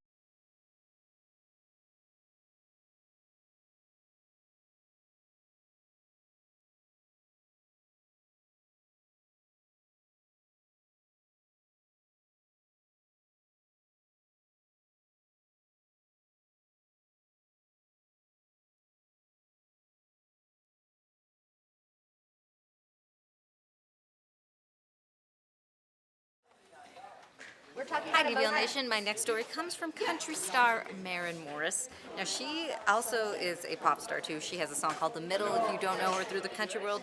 Anyway, she posted a photo of Parkland survivor Emma Gonzalez on her Instagram and said she lost thousands of followers, at least 5,000, for her stance on gun rights. Now, most artists would consider that a loss, but she says she is fine with it. She doesn't want to be someone who just shuts up and makes money. She wants to use her platform for what she believes in, and she's okay with people kind of going the other way. So this is kind of this new, not necessarily new, but another approach. Ever since Taylor Swift came out, it feels like more and more artists are being comfortable with taking a stand on issues. But let me know what you think, DBL Nation.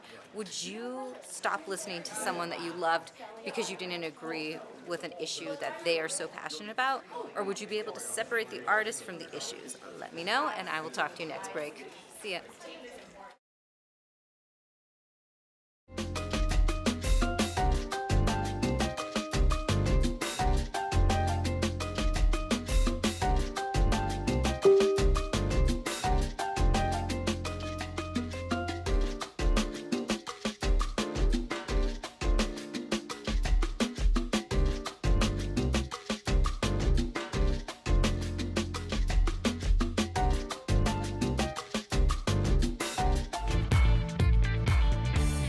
Welcome back to DBL. All right, it's safe to say that a trip to Chick-fil-A isn't complete without a side of their delicious original sauce. Well, in fact, people can't stop ranting and raving about the sauce online, but you don't have to leave your house to enjoy it anymore, because I have the perfect recipe in today's Copycat Kitchen.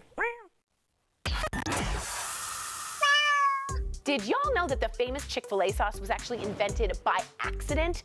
In the 1980s, a worker mixed honey mustard with barbecue sauce and voila! a legend was born. Here are the ingredients you need. 2 tablespoons of honey, 1 tablespoon of yellow prepared mustard, 2 teaspoons of Dijon mustard, a half a cup of mayonnaise, 2 tablespoons of barbecue sauce, 2 teaspoons of lemon juice. Mix everything together. Make sure you protect your portion sizes. All right. Oh, that's so Chick-fil-A! Let's put this to the test. That is good. They're going downtown.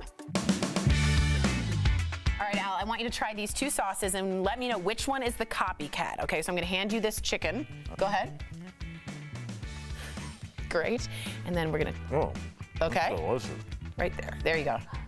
B, go ahead. Which one is the copycat sauce and which one is the real sauce? I'm gonna say it's definitely the real sauce right here, copycat sauce here. Okay. Yes. Fair.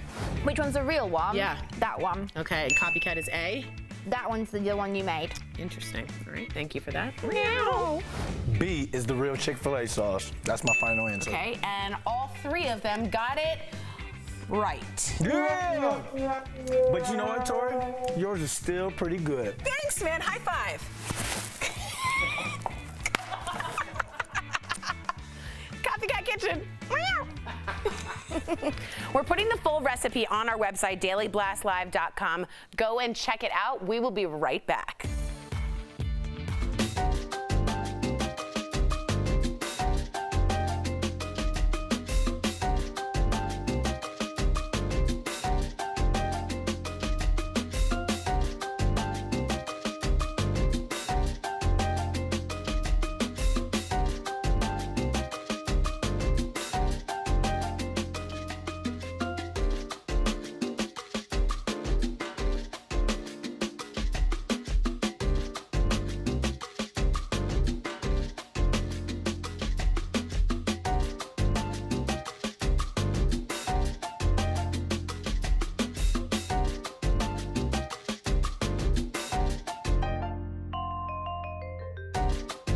What's going on? So I know our digital side, we have no, look what Jeff's doing. Show, watch.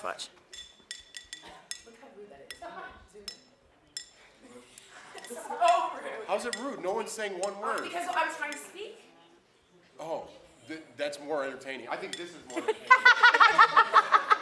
So we're down on Facebook, we're up on YouTube, and I have a question for you all. So I don't have comments, but I wanted to say this. What band, stop. Bring that banging back. Okay. What band or musician got you through the hardest part of your life? So what I want to know is what band or musician, the lyrics, the song, the experience got you through the roughest time in your life. I have a theory. 2 minutes. Oh, he's really. I have a theory that it's usually the school in when you were in college. I think that's usually when, or high school. But I want you to write in. We're going to try and get some of your comments. What band or musician helped you get over your breakup, anger, depression? And I think you'll be surprised at some of ours. I think mine might have been Taylor Swift. 37, but she did. The early acoustic stuff, Leo's going like this. Okay, do you guys want the banging back? Oh boy, okay. So we want to know what you think. All right, let's go to Michael Better. Don't look over there. They're watching something inappropriate, I think. Michael, what band or musician helped you get through the most? I don't know, that's a tough one. Rosalind, you have one? Oh gosh, on the spot, I don't know. I listen to like a bunch of different music. You guys are no help. This is not. All right, Jack. Oh, Rob. Rob's a musician. He loves music. I'm not a musician. Okay, whatever. Band or musician that got you through the most? By no means am I. Whatever. You go to concerts. Gangster rap. Gangster rap. All day long. Is there anything specific? Any group? Old school, Dre, Snoop, Cube. Snoop. Okay. Yeah. Joel is OGs. a punk rocker. You didn't know this. Joel. Free by the Street Dogs. Okay, by the street. Free. Free. Free by the Street Dogs, okay? We're gonna go over to Michael Dean. What band or musician helped you get through the most emotional turmoil in your life? What band or musician helped me to get? He's our senior producer right here, guys. Very rare sighting of a Michael Dean. Back in the day, play Nirvana. Okay, that's fair. That's totally fair. That's valid. Oh, I'm sorry, and Kelly, excuse us. Kellette, what band or musician got you through the most emotionally? Back in 20 seconds. Queen. Oh. Okay. My Chemical Romance. Oh, Sorry. Okay. Hey, that was my high school age.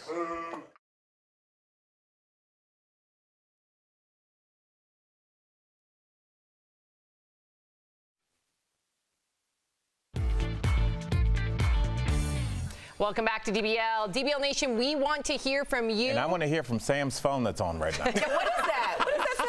Okay. We want your thoughts on the show in a very short survey. Head to dailyblastlive.com/research. Give us your take.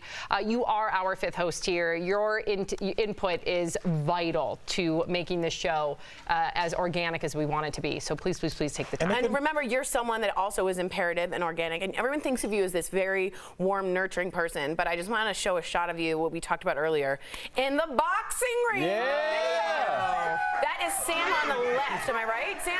The blonde girl. You have long hair now. Sam. Wow. Oh my God. Oh. Look at her abs. Look at her abs. Okay. All right. We'll see you tomorrow. Sam Same was time, ripped. same place. Bye, guys. I'm messing with her.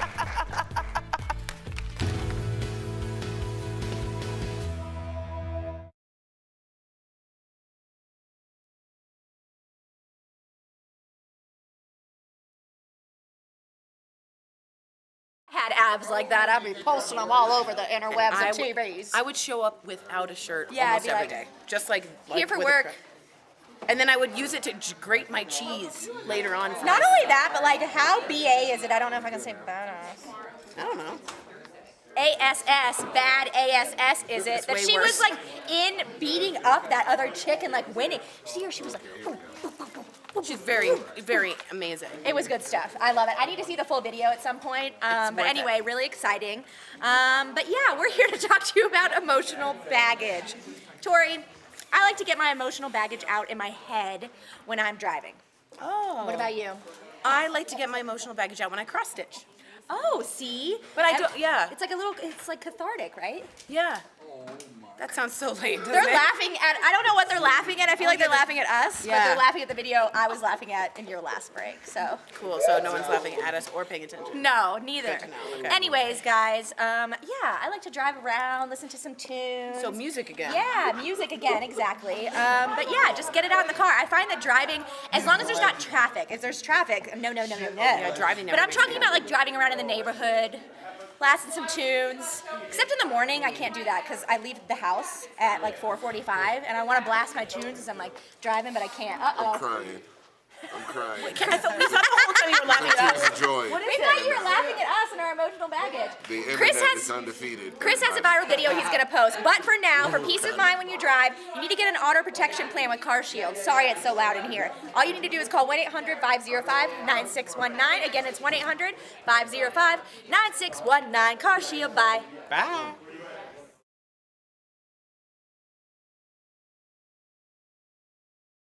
Is Daily Blast Live. We're talking about what you're talking about. Because everyone's talking about this. Always live, always real, always unpredictable. You are totally off base here. Log on and join our live conversation. You think this hair just naturally stays like this? DBL starts right now. 3, 2. Welcome to Daily Blast Live. It's Wednesday, June 19th. We're all here and we're live and we're talking about what you're talking about. Right now I'm with Erica, who cut it close, Tori, and I'm Jeff. Okay, I'm not you, Jeff. You know I gamble. What do you think the chances that Erica has shoes on is? I think she has no shoes on. Okay, 100% no shoes. Am I a rich man, Jeff? No shoes. And mind you, for the viewers, she was sitting over there for an hour. I wish we started the show like 10 seconds earlier just to see the panic of everybody when we get. And all of a sudden, right when we start, we're all perfect humans. Well, I'm going to put my shoes on. All right. So we're live, obviously. Although I just did get a pedicure, so good timing. All right. We're going to get to some real news right now, guys. It was a replay of some of his greatest hits last night. The president officially kicked off his re-election campaign in Orlando in front of a massive crowd of supporters. The president's family was on hand for the big event in which Trump revisited a lot of themes from his 2016 election, including slamming Hillary Clinton. Let's listen. Make America great again.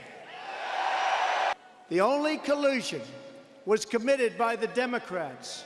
The fake news media and their operatives and the people who funded the phony dossier, crooked Hillary Clinton, and the DNC. The wall is moving along. It's moving along rapidly. It's beautiful. I changed the design. It's stronger, bigger, better, and cheaper. And Democratic presidential candidates responded to the president's speech, including Vermont Senator Bernie Sanders. Let's feel the burn. It's going to take me a little while to settle down because I just had the extremely unpleasant experience of actually watching Donald Trump in action. An hour-and-a-half speech of lies, distortions, and total absolute nonsense. That is quite an experience. And meantime, a lot of people are talking about something else the president said. It's all about the Central Park 5, which has been in the spotlight thanks to the Netflix miniseries When They See Us. Trump was very vocal about the 1989 case. He even took out this full-page ad calling for the state of New York to adopt the death penalty following the attack. Ultimately, the 5 men were exonerated in 2002 after another man confessed, but the president was unwilling to apologize for his past comments on the case. Let's take a listen. You have people on both sides of that. They admitted their guilt. If you look at Linda Fairstein and if you look at some of the prosecutors, they think that the city should never have settled that case. So we'll leave it at that.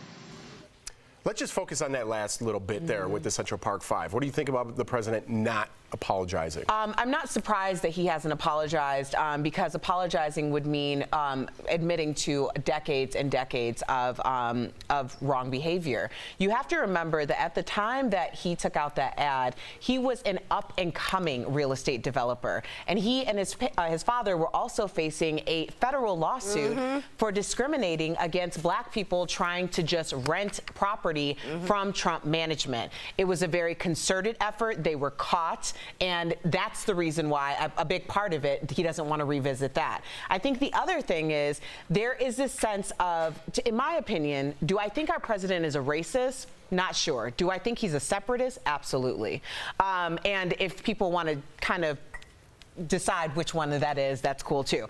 But what you're really talking about is someone who has made a very concerted effort, because it is in his best financial interest, because this is all about finances, to separate blacks from whites. So it's against the other. So when you send that video or that newspaper ad out, you're saying these people are the other, this is the public enemy, and also don't try to rent from me.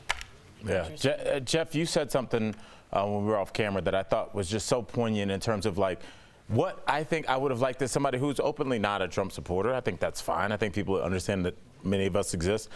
You said something that if it had come out of Trump's mouth in terms of an apology, I would have liked to hear. So can you just tell? Yeah, I was just saying, like, if he just would have apologized for that and say, listen, I trust our justice system that they got that right. There was a lot of big players in this case that I thought our judicial, I can't say that word. I don't know why I went for it. I don't know why I went for it. So that our justice system got this right.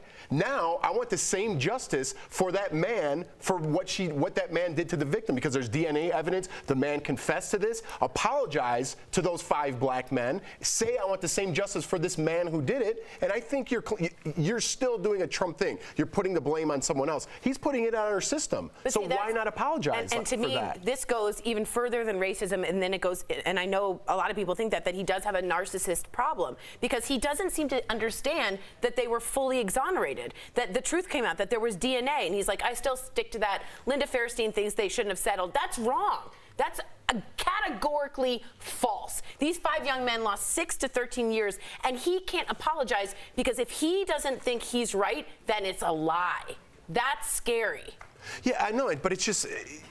Right, you're right. I don't get it. Because your brain doesn't work like that. Yeah. But you also have to consider that there was a victim. There was a woman who was brutally attacked in Central Park. Yes. But there were 3 other victims, including one who lost her life. And you have to wonder, when people are railroaded in this way, this murderer, this rapist who actually committed the crime, gave these victims a choice. Either your sight or your life. He either stabbed them in the eyes or killed them. So that's what we're talking about here. That's the reason why it's so dangerous to just point a finger at someone and say, you know what, you look like you could have been guilty, so you're guilty. And then they stop looking for the perpetrator as well. Right, how many other people fell victim to this man? We may never know.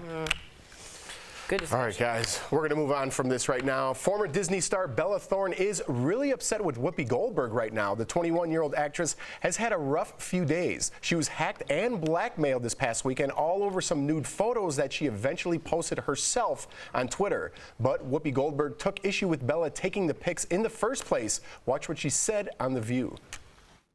Once you take that picture, it goes into the cloud, and it's available to any hacker who wants it. And if you don't know that in 2019, that this is an issue, I'm sorry, your age does not, you don't get to do that. Well, Bella is hitting back, criticizing Whoopi for blaming the victim in a series of tearful videos she posted to her Instagram. Let's watch. And I just want to say that shame on you, Whoopi. Shame on you, and shame on you for putting that public opinion just out there like that for every young girl to think that they're disgusting for even taking a photo like that. I would like to exercise a little bit of flexibility and thought here because people often like to tell me shame on me for things that I said and whatever. Here's the thing. Shame on those people. Here's the thing. Whoopi is doing her job. If all of us sit up here and agree about every single thing, then we don't have a show. What Whoopi was expressing was something that makes a lot of sense because out of everybody in that panel, she probably has never been in a situation that she's taken a nude photo of herself and sent it to someone. Whoopi's never taken an embarrassing photo? I don't know. When she was in blackface with Ted Danson? Oh, well, okay, I'm saying taking a naked photo of herself. Let's be very specific and stay on track.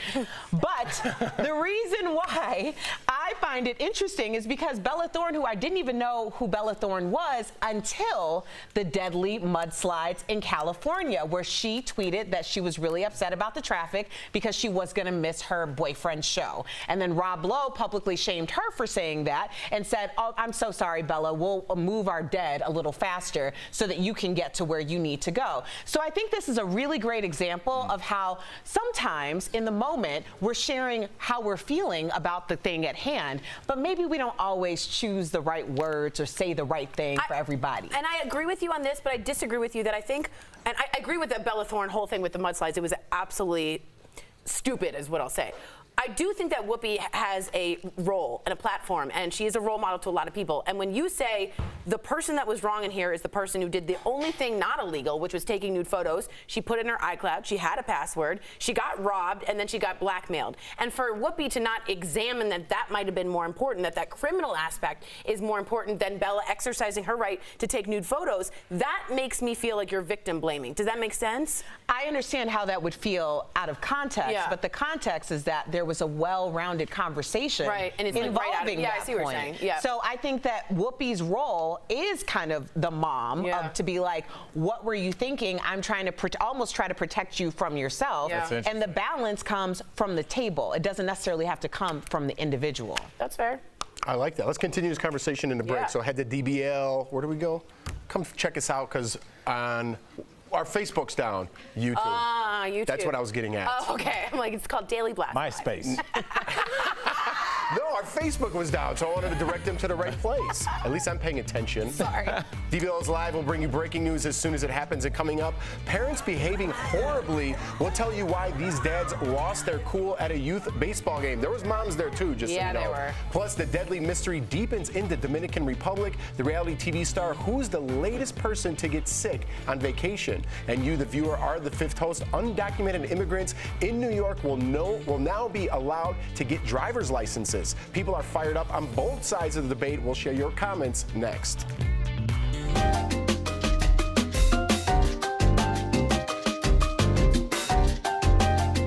I'm here a little late today. Let's go to the desk and see what's going on. They fly out on Hey guys. November 24th. What are y'all chatting about up here? That makes them two. No, Erica, tell everybody. That's so interesting. Do you want to do that? But you could just move the month back one because it'll check like documentation.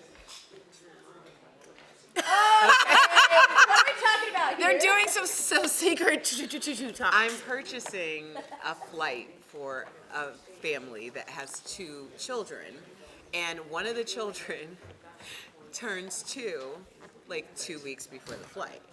So. Oh, you have to pay a different amount or what? You have to pay a full fare. You have to pay a full For fare. a 2-year-old? Yes. Unless you just type in a month before and then it's still like that.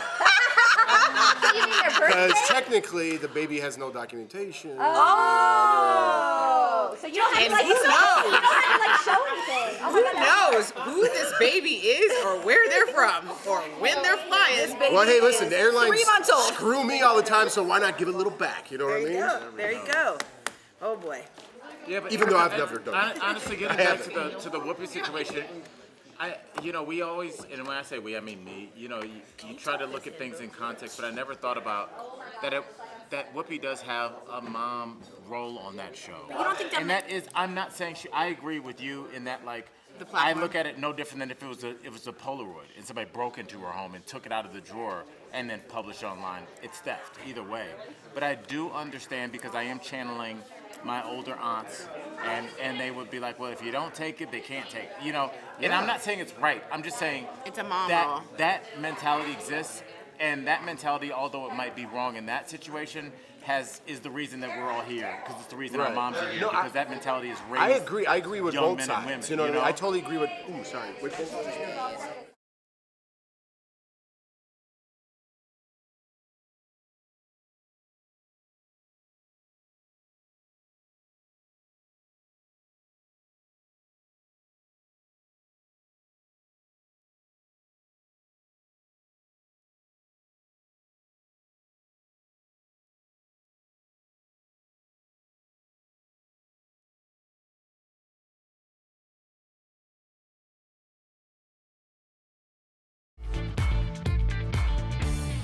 Welcome back to DBL. It's time for Fifth Host, and we talk about what you're talking about.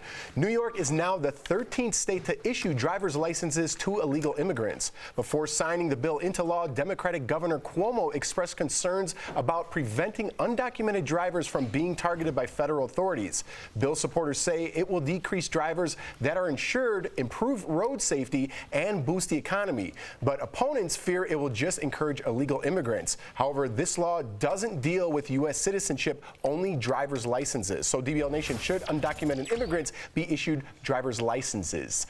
Ghosts. That's your favorite There's a lot word. of S's in driver's licenses. Let's get to their comments. Okay, Andy from Facebook says, why would they be allowed to have anything that is that a legal citizen is entitled to? So I do think that this is interesting, because my husband just got a formal U.S. citizen driver's license. Before that, his license says not valid for federal identification, voting, or public benefits. So there is a precedence for this, the idea that you're not a citizen, but you're still paying taxes, you're still paying your car insurance and all of that. So there's a precedence for it, just so people understand. That's a good point. All right. Brenda from Facebook says the problem is that they'll drive anyway without insurance. This impacts all of us who are doing things the right way. Brenda, I'll agree with you there. I mean, you want to give people an option to do the right thing, because when people are doing the right thing, you can make sure that they have insurance. Again, it goes into the conversation we've had about legalizing prostitution, legalizing marijuana. Once you make it legal, then you provide a pathway for people to do it, and we can all make money from it and feel a little bit safer. So I agree with you. People are going to do what they're going to do, so let's make sure they're as safe as possible. All right, Melinda from Facebook says, no, Democrats will likely use these newly issued licenses for voter fraud. Melinda, thanks for writing in. Actually, they've looked highly into voter fraud, and it's almost like 0.0007, so it's not anything likely possible to happen. I was against this, to be super honest, because I thought there's no way we should. And you're a Democrat. How are we going to rig the election? Yeah, well, yeah, right. But here's what I really learned when I researched it. It has a ripple effect, right? So if you don't give someone a driver's license, they can't pick their kid up, get formula, get diaper, help out with another parent, go to a job in which they're underpaid anyway because they're doing jobs Americans don't want to do. So once you do that, and they have no insurance. So if you're hit, you don't have anywhere to go. So to me, it's a public safety issue, so I'm okay with it. Okay, let's get to this last one. And Sherry from Facebook says, no, this is dangerous. The illegal immigrants will never get insurance. We already know here in California. Well, Tori, I want to bring it back to you. This is confusing to me, because you're illegal, so you shouldn't be here, but it's okay, we'll take your money. Do you see how I'm confused a little bit on this? Take your money meaning taxes? Taxes, insurance, we'll take your money, but you really shouldn't be here. Yeah, I mean, I think the whole immigration situation needs to be reformed. I think it's all confusing. But in the meantime, to have people that need to drive and to not give them a public safe way to do so. I don't know if it's that confusing. I know we only got 10 seconds, but it's like, no, it's not confusing. It's like when they're doing work, they're fine. When they need something like health care or to drive, then it's not fine. That's very black and white. I was in Vail, Colorado, the whitest place on the planet, and by far. No, it's not. And yeah, I was next to a Lululemon. I was like, this is literally the whitest place on the planet. No, it's and I went there, and it's all undocumented workers fixing up this place. No one was stopping and pointing, saying, get out of our country, because when they're on their hands and knees or underneath working on the sewer system, they're fine. When they're cutting grass, they're fine. When they're building your grandfather's deck, they're fine. But when they say, I think I broke my arm, I need to get this, now it's a problem. Interesting.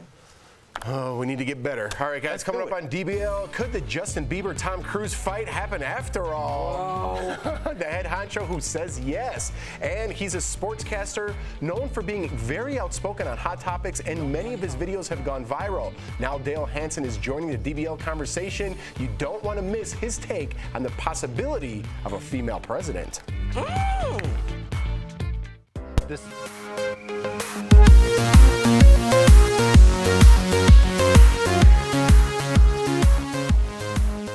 Hi DBL Nation, it's Raquel here, and I have your review of Toy Story 4.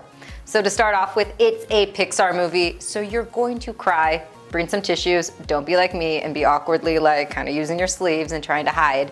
It's a sad movie, it's heartbreaking, and I want you to know that up front, but that doesn't make it any less beautiful and funny.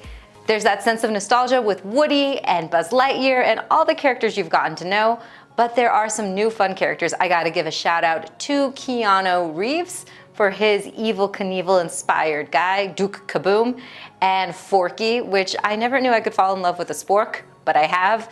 I'm never gonna eat a salad the same after this. Anyway, the plot is fun and it's an adventure and your kids will enjoy it. You'll enjoy it. If you've seen the other Toy Stories, you'll have some Easter eggs to look forward to. And overall, it's a fun time, but again, it is very sad. It does deal with some tough subjects, but in the end, I think you're gonna leave the movie satisfied. Right now, it has a 99% fresh rating on Rotten Tomatoes, which makes it near perfect. I kind of agree with it. There are points where it was like a little slower than I'd like it to be. So, do you want to see it in theaters or do you want to wait to watch it at home? I actually am indifferent. It's going to be enjoyable either way. If you're a big fan of the Toy Story franchise, definitely go check it out now.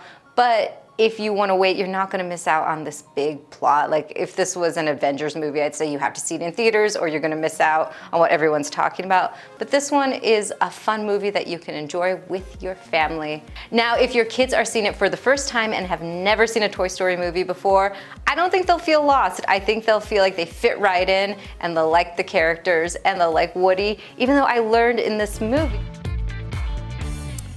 Welcome back to DBL. Dale Hansen is a popular sports anchor at WFAA in Dallas, a station owned by our parent company, Tegna.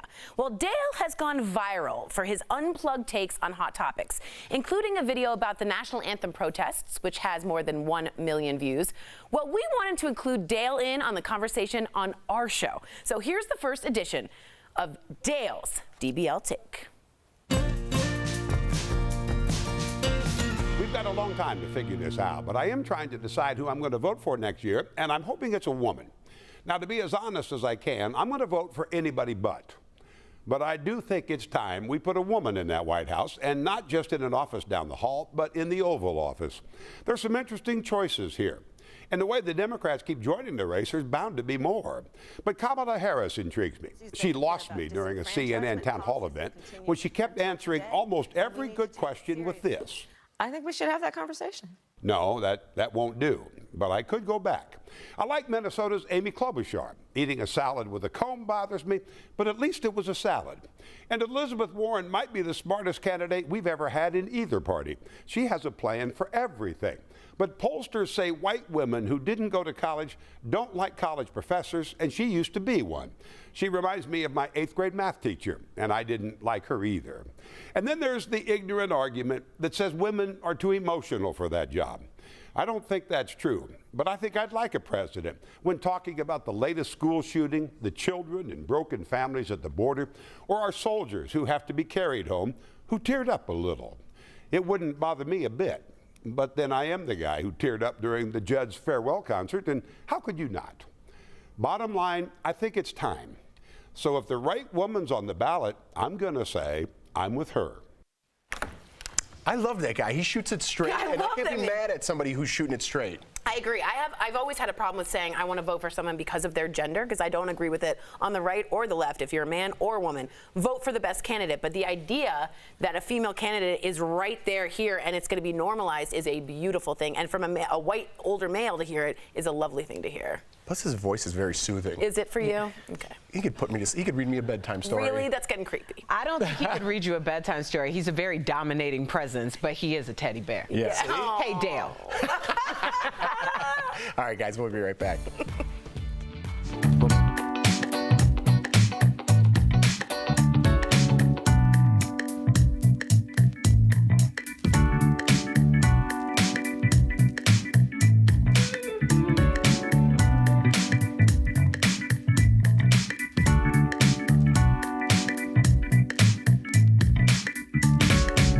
Guys, Tori, how's the Yeah, I'll crossword read going what's in today? prompter.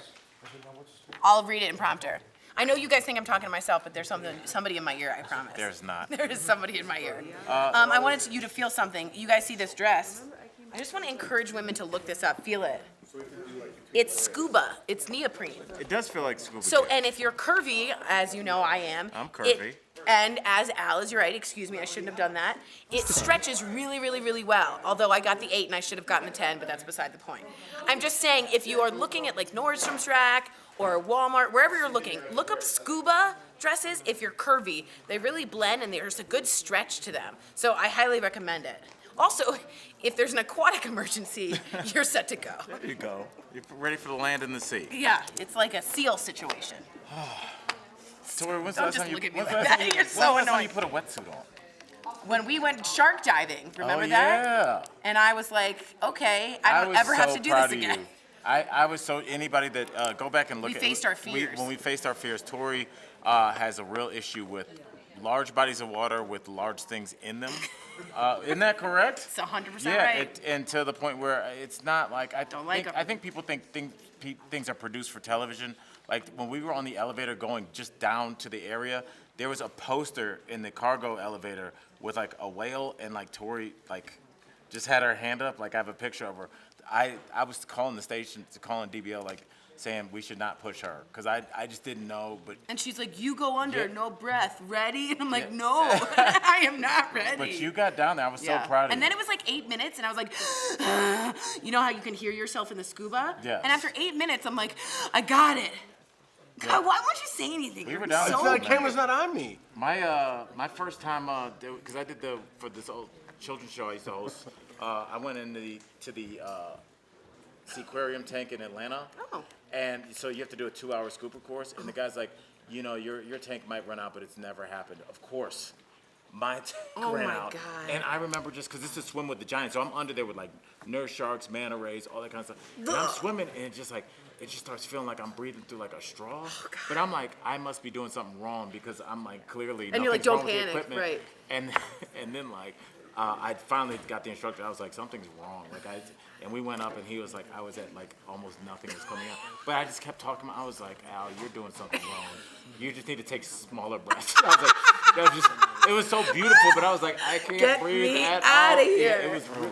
He was like, it never happened. And then it's you. Yeah, and it's then always that you. was the first thing that happened. You are out of bounds.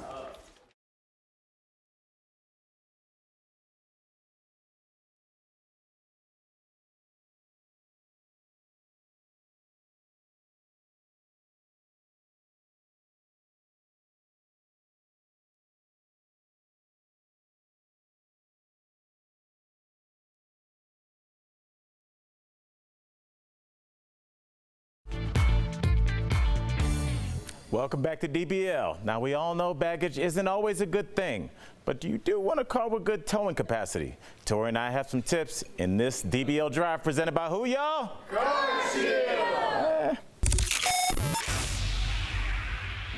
Baggage. Emotional baggage is sometimes harder to pick out. Everybody has something they carried, like a ball and chain, for a long time from childhood to adult. And if you can release that and work on it every day for the rest of your life, I consider you a spiritual warrior. I don't know if I want to work on it every day. I think your baggage is who I mean, you for are. a second, no. Do you ever want to just like get rid of all your baggage? Like, that's it, I'm good now. I kind of like a little bit of baggage. It makes you, keeps your interest rate. No, baggage gives me anxiety, and baggage keeps me up awake at night. Sometimes carrying a lot of baggage can be a good thing. Here are some tips for towing extra weight. Be sure to figure out how much weight you're towing before you purchase. Be sure to get the right hitch. Classes 1 through 5 vary how much weight they can pull. And for a smooth drive in any season, get an auto protection plan with CarShield. CarShield protects their members from the high cost of auto repairs. Call 1-800-505-9619 for a free quote. And earlier, Jeff introduced that segment and tried to pull off his best Al impression. So how did he do, ladies and gents? Tori and Al have some tips in this DBL Drive, presented by who, y'all? CarShield. That's right. I think you do it better than me than me. That was amazing. Well done. The beginning was good too, but I tripped it up a little bit. All right, guys, here's what's coming up next on Daily Blast Live. That's right. The mysterious illness in the Dominican Republic spreads. Is a popular reality TV star the latest victim? Plus, members of Congress debate reparations. This is a very important hearing. It is historic. It is urgent. Financial restitution for descendants of slaves. DBL Nation, we want your opinion. And it's the new dating trend with a sweet name, but sour taste. We'll tell you about cookie jarring when DBL comes back. All right, hi DBL Nation. If you or someone in your family or your kids love Avengers or Marvel movies, I have some good news for you. They are re-releasing the movie in theaters with some extra bonus footage. And it might sound like a benevolent here for the fans thing, but the move is actually a very good calculated one. Now Yahoo reports they are doing so in order to make sure that it becomes the highest grossing movie of all time. Right now, it is still trailing of Avatar right now by just a few million. So if you re-release it in theaters with extra footage, this gives people an incentive to come in, and then you get more views, and then you become the highest grossing movie of all time. So I want to know, DBL Nation, are you down to make that happen? Will you go see it in theaters? Or are you like really cool with Avatar, just staying on top, being the king of all films? Let me know in the comments, and I will talk to you later. Bye.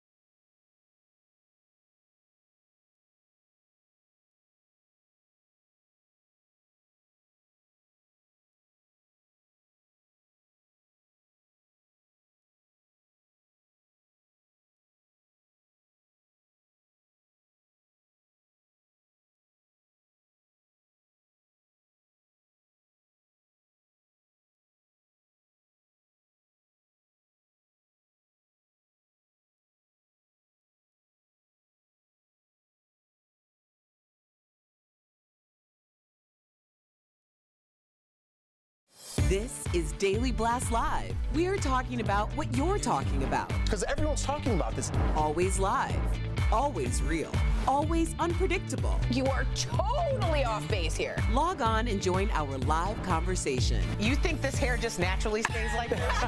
DBL starts right now. 3, 2. Welcome to Daily Blast Live. We're live. We're talking about what you're talking about right now, guys. Let's get to it. Another tourist is dead after traveling to the Dominican Republic, and the story has been dominating the headlines for weeks. The U.S. State Department says at least 9 American tourists have died after falling ill, and dozens more have gotten sick in the past year. Here's 5 of those people who have passed away. Some think it may be from tainted alcohol. In many recent cases, the victims drank from the minibar before they died. Others are blaming pesticides and there are less regulations outside of the U.S., of course. Now Melissa Rycroft says she's sick after a trip to Punta Cana, a city in the Dominican Republic. The reality TV star posted on Instagram saying, quote, "I've been put on a liquid diet and given meds for my severe cramping. No official word on what caused her to fall ill, but before you hit the panic button, we do need to point out some statistics for you guys. The State Department says an average of 19 people die in the Dominican Republic a year, with an average of 2.7 million Americans visiting the country annually." So when you look at the numbers like that, maybe it seems like it's right, it's supposed to happen. But I've traveled everywhere outside the country. I've been sick multiple places outside the country. It's just our body, the way we're used to here, we're not used to in other countries. As far as dying goes, this is something that they need to like find a toxicology report. They need to get to the bottom of this. Yeah, because even though the numbers are 2.7 versus 19 deaths, those are 19 healthy individuals who, I'm sorry, if our parents, like mother and father, went to a resort and both drank something and both fell asleep and died in their beds, then we'd be calling for a death or murder investigation. So the idea that, and these aren't like some random places. Yeah, they're like nice when I'm looking at the main place you go in the gym. Right, and like when you're looking at the list of where this has happened, like 2 of those hotel chains I've definitely stayed at. Yeah. So then it makes it feel like are people being considered, or are we just going to say it's 2.7 million people who visit and there's only 19 deaths, so that's not a big deal? Well, It's not very reassuring. Right, I can't imagine that the Dominican Republic, like head of or Bureau of Tourism, isn't diving full into this, because their only or major economy is tourism. Remember, they also have David Ortiz, who got shot in the back in a public place in the Dominican Republic last week. So not 2 good looks for the Dominican Republic that relies solely or mostly on tourism. So I hope they're taking this incredibly seriously. I would assume they are. Yeah, I mean, it is affecting them. I have a friend that has a travel business, and there are direct flights from the city that he's in to the Dominican Republic, and it was doing so well for, excuse me, for a time that he was thinking about getting a place there and just having people come, because he couldn't keep up with the influx of people coming, and he said it's dropped off tenfold. So, I mean, it is having an effect. I gave those stats, 2.7 million. If I was thinking about Dominican Republic or maybe somewhere else, 9 people, when you put it in comparison, it doesn't seem like a lot. But when you say 9 people, I'm going somewhere else. And you would think about it when you go to drink from the minibar. You're playing Russian roulette with the minibar. Like, I mean, until you know what the source of it is, I would definitely be cautious. But I hope they do figure it out, because they do depend on tourism dollars. Yeah, absolutely. All right, guys, right now, cleanup is still underway after the Woolsey fire that burned through Malibu last year. Now the Real Housewives of Beverly Hills are looking through the damage. Denise Richards was lucky, though. Take a look at last night's episode. So weird. It looks like we ransacked our house, so when we left, running so fast to get our We're so lucky. This whole street would have burned down if one house caught on fire. But not everyone was so lucky. Take a look at Camille Grammer's home. It was totally destroyed by the fire. Let's watch. This was the first house after my divorce. That was my house that was all mine. And now that's taken from me. It's devastating. Yeah, and I bet it is. You know, a lot of people are going to be like, oh, poor Beverly Hills housewife, you know, why don't you just go buy another house with all your money? You know, I think you get to a certain point when you do have money like that, those material things don't matter anymore, and you might not care about your house. But what about those little things, the sentimental things with your kids, with your family that you can't get back, you'll never get back? That's devastating. So I have sympathy for these women and everyone that got their house destroyed by the fires. I understand that people feel some type of way because they feel like they can rebuild where so many people can't. But I think we run into this every time there's a tragedy. There is someone who gets a lot of attention because of their notoriety, or maybe because of their fortune, and people are like, why are we concentrating on them? But what's the effect from that? You're bringing attention back to the fact that there were fires in Malibu. Some people are still homeless and will never be able to rebuild what they had and what they lost. So this is bringing attention back to them. But then also, we have to remember, we have a very weird thing in this country where we work so hard and we try to get some level of success and we want financial freedom, and then we look at people who have it and we want to make it seem like they're the enemy. They're just a couple steps ahead of where we are aiming to be. So Yeah, they're it's just called hating. people. Try it. It's awesome. It's you can't hate on things, Al, not things that you truly want. Well, I'm going to try. No, I mean, you're right, though, Erica. It is this weird thing where, you know, people love their lifestyle. They look at the opulence, the private jets, the champagne. They love that. But then when something bad happens to them, they're like, we don't care about that. And there's almost a vitriol directed towards them for even bringing it up. And it's so weird how they can be so intertwined. I haven't missed an episode of the show. It's been on for 13 seasons. But as soon as one of them says, hey, this really negatively affected me, I lost pictures of my kids, whatever, rich girl. It's so, you guys watch? Like, what is that? I think people hate watch. For me, and I speak to this because I know I did it for such a long period of time in my life. And I would look at things like on social media and stuff, and I was so just like jealous and envious. And I remember watching this like TED Talk, and this woman said, envy is the thing that lets you know that you're moving in the right direction. Brene Brown. And so I started looking at things like, oh, I would like to have that. Let me follow this person and get inspiration from them. Or I'd like to be more like this. Let me follow this person. And now, not that I'm not envious, but we all gonna come up together. All right. We can relate. People hate watch for Tori. That was a good one. Okay, sorry, I didn't think it was. Well, it was directed at you. I understand. All right, guys. Dating in this day and age can be complicated, but there's a new term you need to know if you're getting back in the game. Here it is. It's called cookie jarring. This is when someone treats you like a backup option while they're dating other people. This keeps you around as a security blanket while pursuing a relationship with someone else. You may not even know this is happening to you, and here are some signs. According to a psychotherapist and love expert, I don't know why we asked him, your date doesn't want to commit to any plans, or they avoid conversations about defining your relationship. Can I be honest here? When has this not been a part of dating? Can I just be honest? That's called dating. Like, the cookie jarring is just dating. Like, now I heard a new one, guys. So there's ghosting, there's cookie jarring, and the slow fade, which is ghosting but slowly, so you don't even know what's happening. And I'm like, guys, it's just dating. You're just putting labels on it. Is that kind of what you do when we all make plans and you kind of fade out of them? She just stops responding on the group text. Like, oh, you guys didn't call me. Yeah, no, I don't know. I don't know if cookie jarring is the right term, just because I feel like cookies, I assume every cookie in the cookie jar is the same. I think this is more like when you have the Hershey snack pack, like you prioritize. Like some girls with the crackle, your backup girls to Mr. Goodbar. If she no-shows, you don't want to waste all these flowers you bought, Erica. Call the regular Hershey's bar. She's always available. And then if there's a panic, then just go special dark. That's my order in life. What about, where's the almond girl? The almonds are Mr. Goodbar. No, almonds Mr. Goodbar. Mr. Goodbar, nobody wants a Mr. Goodbar. I have a Mr. Goodbar in my freezer right now. With the peanuts, I like it. I don't even take issue with what Al said, because if you can't see through that glass cookie jar to see what the truth is, that's on you. My whole problem are the people who are like, I didn't even know that was happening. You knew it was happening because I follow you on Instagram, and I'm sick of hearing about there's 24 hours in a day. If someone wants to text you back, they will. If someone wants to email you, they will. If someone wants to make time to make sure that you're important, they will. Okay, you know that? Then why are you still tripping on these people and subtweeting and posting things to let them know that you know? Because I'm that dude.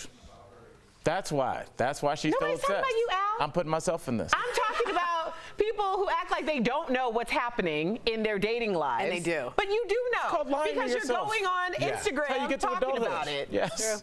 Yeah. You better jump out the jar. Yeah. You lie to yourself. Yeah, that's how I've been doing it. What have y'all been doing? Not that. Okay. I guess sometimes. Yeah, I guess it's right a little bit. All right, file this next story under parents behaving badly. This is kind of serious. This fight broke out at a youth baseball game with 15 to 20 adults getting into a fist fight, throwing jabs, haymakers, and even sucker punches, as you're about to see. It all went down this weekend in a Denver suburb. Shame on you, Denver. That's where we are. That's Lakewood, okay? All right, not Denver. Erica clarified. The fight started after a parent disagreed with calls, get this, made by a 13-year-old umpire. Police posted this video and say they're still looking for the man in the white t-shirt and teal shorts for throwing a sucker punch. There he is right there. And there were a few minors injured, and police gave out citations for disorderly conduct.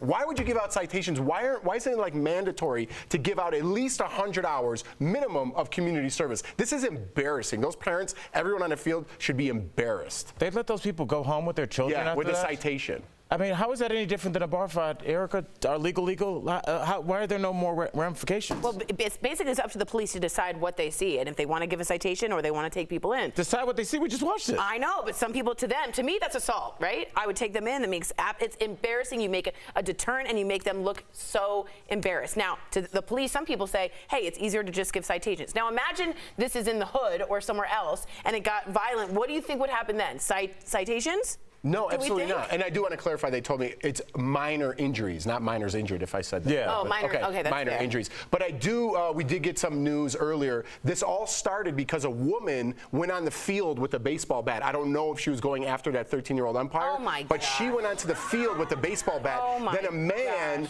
grabbed the bat trying to wrestle it away from her, and that's how this whole melee started. Look at him. Yeah, but you see, like, look at these people. This is crazy, right? And I know some of y'all probably watching right now because we are in Denver, although this is in Lakewood. Look at the kids running in the background. Did you see that? Look at this dude in the white. This is how you know.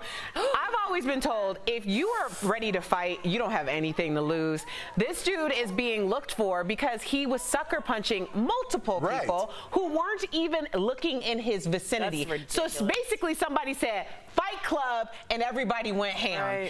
And in front of their children. And y'all did that in front of your children. Yeah, they need to be found. We can find people quite easily. I mean, I'm sure they'll be. I mean, everyone at that park knows exactly who that is. Yeah. So as soon as the video goes out, he'll be taken care of. Way to square up, buddy. Don't even do it right. We'll be right back.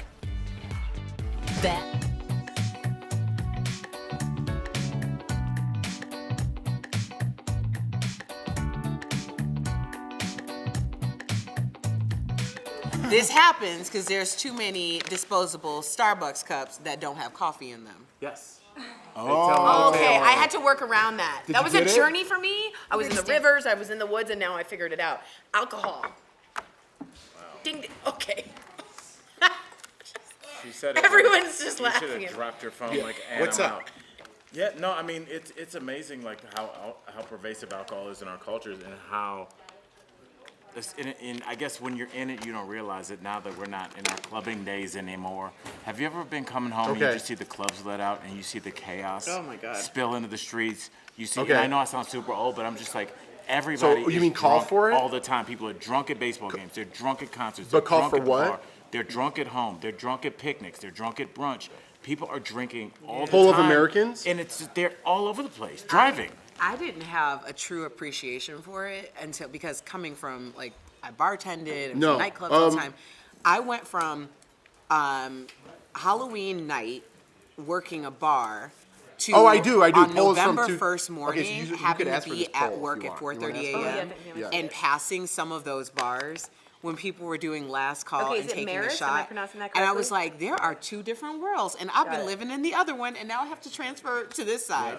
And I don't have any like issues with people drinking, but you can't be getting into a fight See, I don't know if this is enough. in the middle of a feud. 16% are opposed, 20 of those are in favor of white. Alcohol is the one 60 drug of those that in we've favor kind of of black. deputized as like the official drug for this country. Alcohol and coffee are the two drugs that we're in sugar, are the drugs that we've agreed are okay for everybody. Yeah. And you think about like marijuana for the most part, it might make people some nervous, some sleepy, some laugh, but like alcohol hits everybody so differently. Yeah.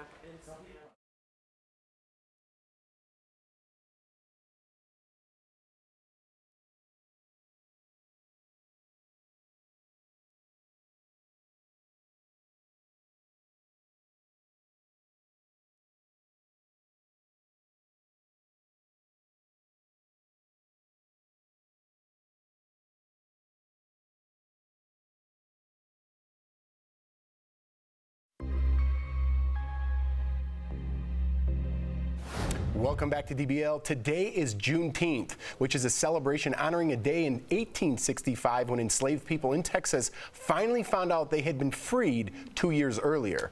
And today, for the first time in a decade, the House Judiciary Committee, there's that word again, debated a bill that would start the conversation about reparations. That's the financial restitution given to descendants of slaves. New Jersey Senator and 2020 presidential candidate Cory Booker testified in front of Congress. Let's listen. And so we as a nation have not yet truly acknowledged and grappled with racism and white supremacy that has tainted this country's founding and continues to persist in those deep racial disparities and inequalities today. This is a very important hearing. It is historic. It is urgent. And actor and political activist Danny Glover was also there. Let's listen. Despite much progress over the centuries, this hearing is yet another important step in the long and heroic struggle of African Americans to secure reparations for the damages inflicted by enslavement and post-emancipation and racial exclusionary policies. Of course, not everyone is in favor of reparations. Here's what Senate Majority Leader Mitch McConnell told reporters yesterday. I don't think reparations for something that happened 150 years ago, for whom none of us currently living are responsible, is a good idea. We're always a work in progress in this country, but no one currently alive was responsible for that. That's fine. No one currently might not be responsible, but is anyone alive today that's benefiting from that? Yeah. Absolutely. A whole generation. Yeah, exactly. And it's interesting because also it wasn't 150 years ago. 150 years ago was Juneteenth, which was when people in Texas, because remember, after the Emancipation Proclamation, people fled with their slaves to Texas for 2 years, illegally owned slaves in Texas, and that's the reason why Juneteenth was started, because it was 2 years later that slaves found out that they were free. Also, this thing that happened was called slavery. It was when people from America went over to Africa and stole people. They had mothers who actually banged their children's babies' heads against concrete blocks at the Ivory Coast so that they wouldn't be sold into slavery. So it's not a thing that happened. It's the start of this generation. I would like to show this photo. I was just back at where my family's from, Red Springs, North Carolina. This is my great-grandmother and great-grandfather's home and their tombstone. My great-grandfather, Amos, was born less than 30 years after Juneteenth. Wow. So when we talk about these things, and that's who my dad called Mama and Papa. So those were my dad's parents. So we're talking about things that very much affect people who are walking around on this earth right now. I think reparations are important. It's just a matter of how it's done, because I think the days of 40 acres and a mule have clearly gone. Yeah. Well, I mean, you know, I think that when people hear reparations, it almost reacts the same way when they hear universal health care. They just, no, I don't want to hear it.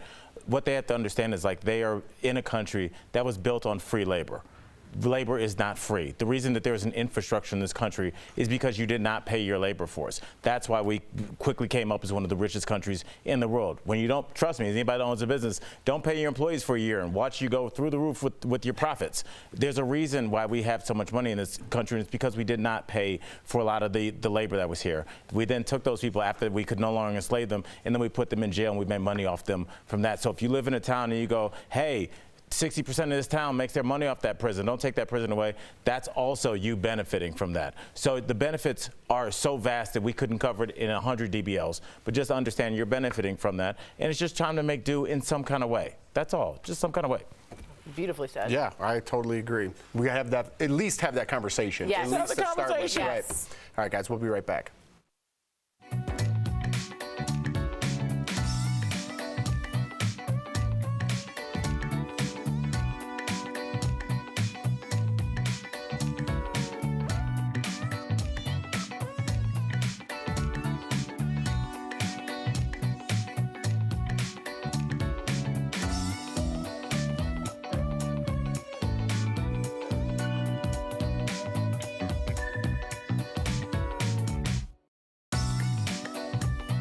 Daily Blast Live. If you could hear everyone in the background, Jeff just complimented my outfit. Things got a little out of control. It is actually pleather, if anyone's wondering.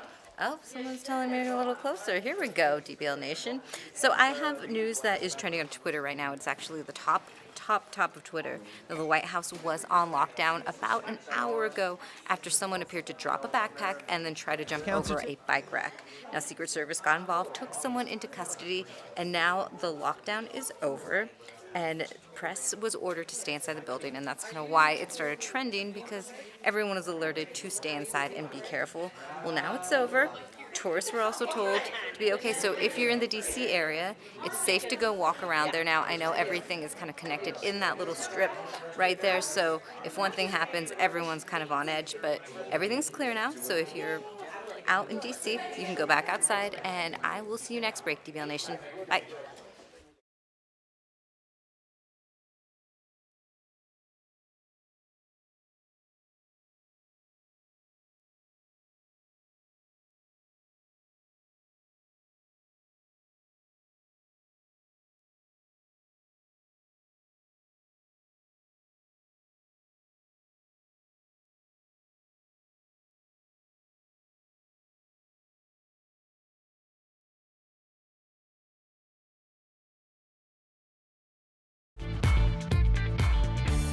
Welcome back to DBL. All right, it's safe to say that the trip to Chick-fil-A isn't complete without a side of their delicious original sauce. Well, in fact, people can't stop ranting and raving about the sauce online, but you don't have to leave your house to enjoy it anymore because I have the perfect recipe in today's Copycat Kitchen. Did y'all know that the famous Chick-fil-A sauce was actually invented by accident? In the 1980s, a worker mixed honey mustard with barbecue sauce and voila! A legend was born. Here are the ingredients you need. 2 tablespoons of honey, 1 tablespoon of yellow prepared mustard, 2 teaspoons of Dijon mustard, a half a cup of mayonnaise, 2 tablespoons of barbecue sauce, 2 teaspoons of lemon juice. Mix everything together. Make sure you protect your portion sizes. All right. Oh, that's so Chick-fil-A! Let's put this to the test. That is good. They're going downtown. All right, Al, I want you to try these 2 sauces and let me know which one is the copycat. Okay, so I'm gonna hand you this chicken. Go ahead. Great. And then we're gonna, okay. Delicious. Right there, there you go. B, go ahead. Which one is the copycat sauce and which one is the real sauce? I'm gonna say it's definitely the real sauce right here, copycat sauce here. Okay. Yes. Fair. Which one's the real one? Yeah. That one. Okay, copycat is A. That one's the one you made. Interesting. All right, thank you for that. Meow. B is the real Chick-fil-A sauce. That's my final answer. Okay, and all 3 of them got it right. Yeah! But you know what, Tori? Yours is still pretty good. Thanks, man. High five. Copycat Kitchen. We're putting the full recipe on our website, dailyblastlive.com. Go and check it out. We will be right back. Promotional consideration. Welcome back to the DBL Stream Team, where we talk shows we're watching and shows coming up that we're excited to watch. This week we're watching Big Little Lies. HBO Go, you guys. Season 2 is out. So good. I still haven't even seen season 2. I just got started with season 1, but Kelly here is all caught up, and it revolves around murders, mysteries, lies that come from many different families. I mean, Rich we've got families. I can't get enough. We've got a great cast: Reese Witherspoon, all kinds of people. Laura Dern. Laura Dern, Meryl Streep comes in the second season. I mean, you've got a top to bottom really great cast. Kelly, what do you think about the second season? So I love far? the second season. Meryl Streep comes in, and I actually can't tell you who Meryl Streep plays because I don't want to spoil it for Leo. But it is, she is so good. She had this one scene in the second season that is so clutch. I can't wait for Leo to catch up. So all Leo knows is that there's some kind of murder. He doesn't know who dies, y'all. So I can't not wait. quite caught up yet, but you know what? I started it last night, and I cannot wait to get to this series. Just binge it all in one night, Leo. Yeah, it's fine. right. Just 6 hours, no big deal. But guys, let us know what you think about that show. It's streaming now on HBO Go or HBO Now if you don't have a cable subscription. Now we also have another show we've been watching, a classic. I Love Lucy. Yeah, that was pretty good. Yeah, that was actually really good. Honey, I'm home. But that is streaming on Hulu. You can find that on Hulu, Amazon Prime. That is actually all over the place. And that's one of those shows that you can go back to Never gets anytime. old. It still holds up. Oh, I used to watch that show on Nick at Night growing up. Brings all me the back. time. I love it. Yeah, rest in peace, Lucille Ball. And that was such a great series.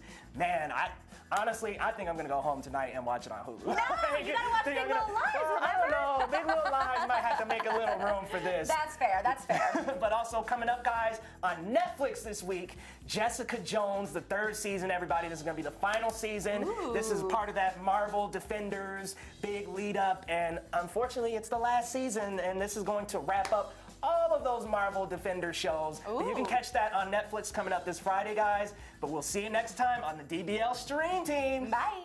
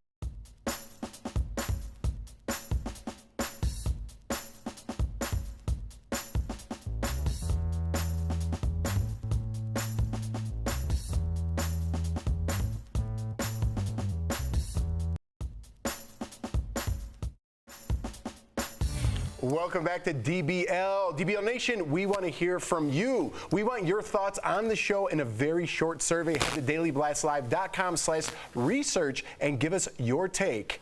That's good. I like. This is the only survey that I say partake in. You're okay with this I'm one. okay with this survey. I'm okay with that this. one. All right. And please don't make all the bad comments about it. I was about to say, we We're just walk right into that. we just have a button that just says less Tory, so you don't have to type it, because we don't want people, hundreds of people read it. So just That's a button. not true, Tori. We'd be so dumb without you. We'll see you guys tomorrow. America.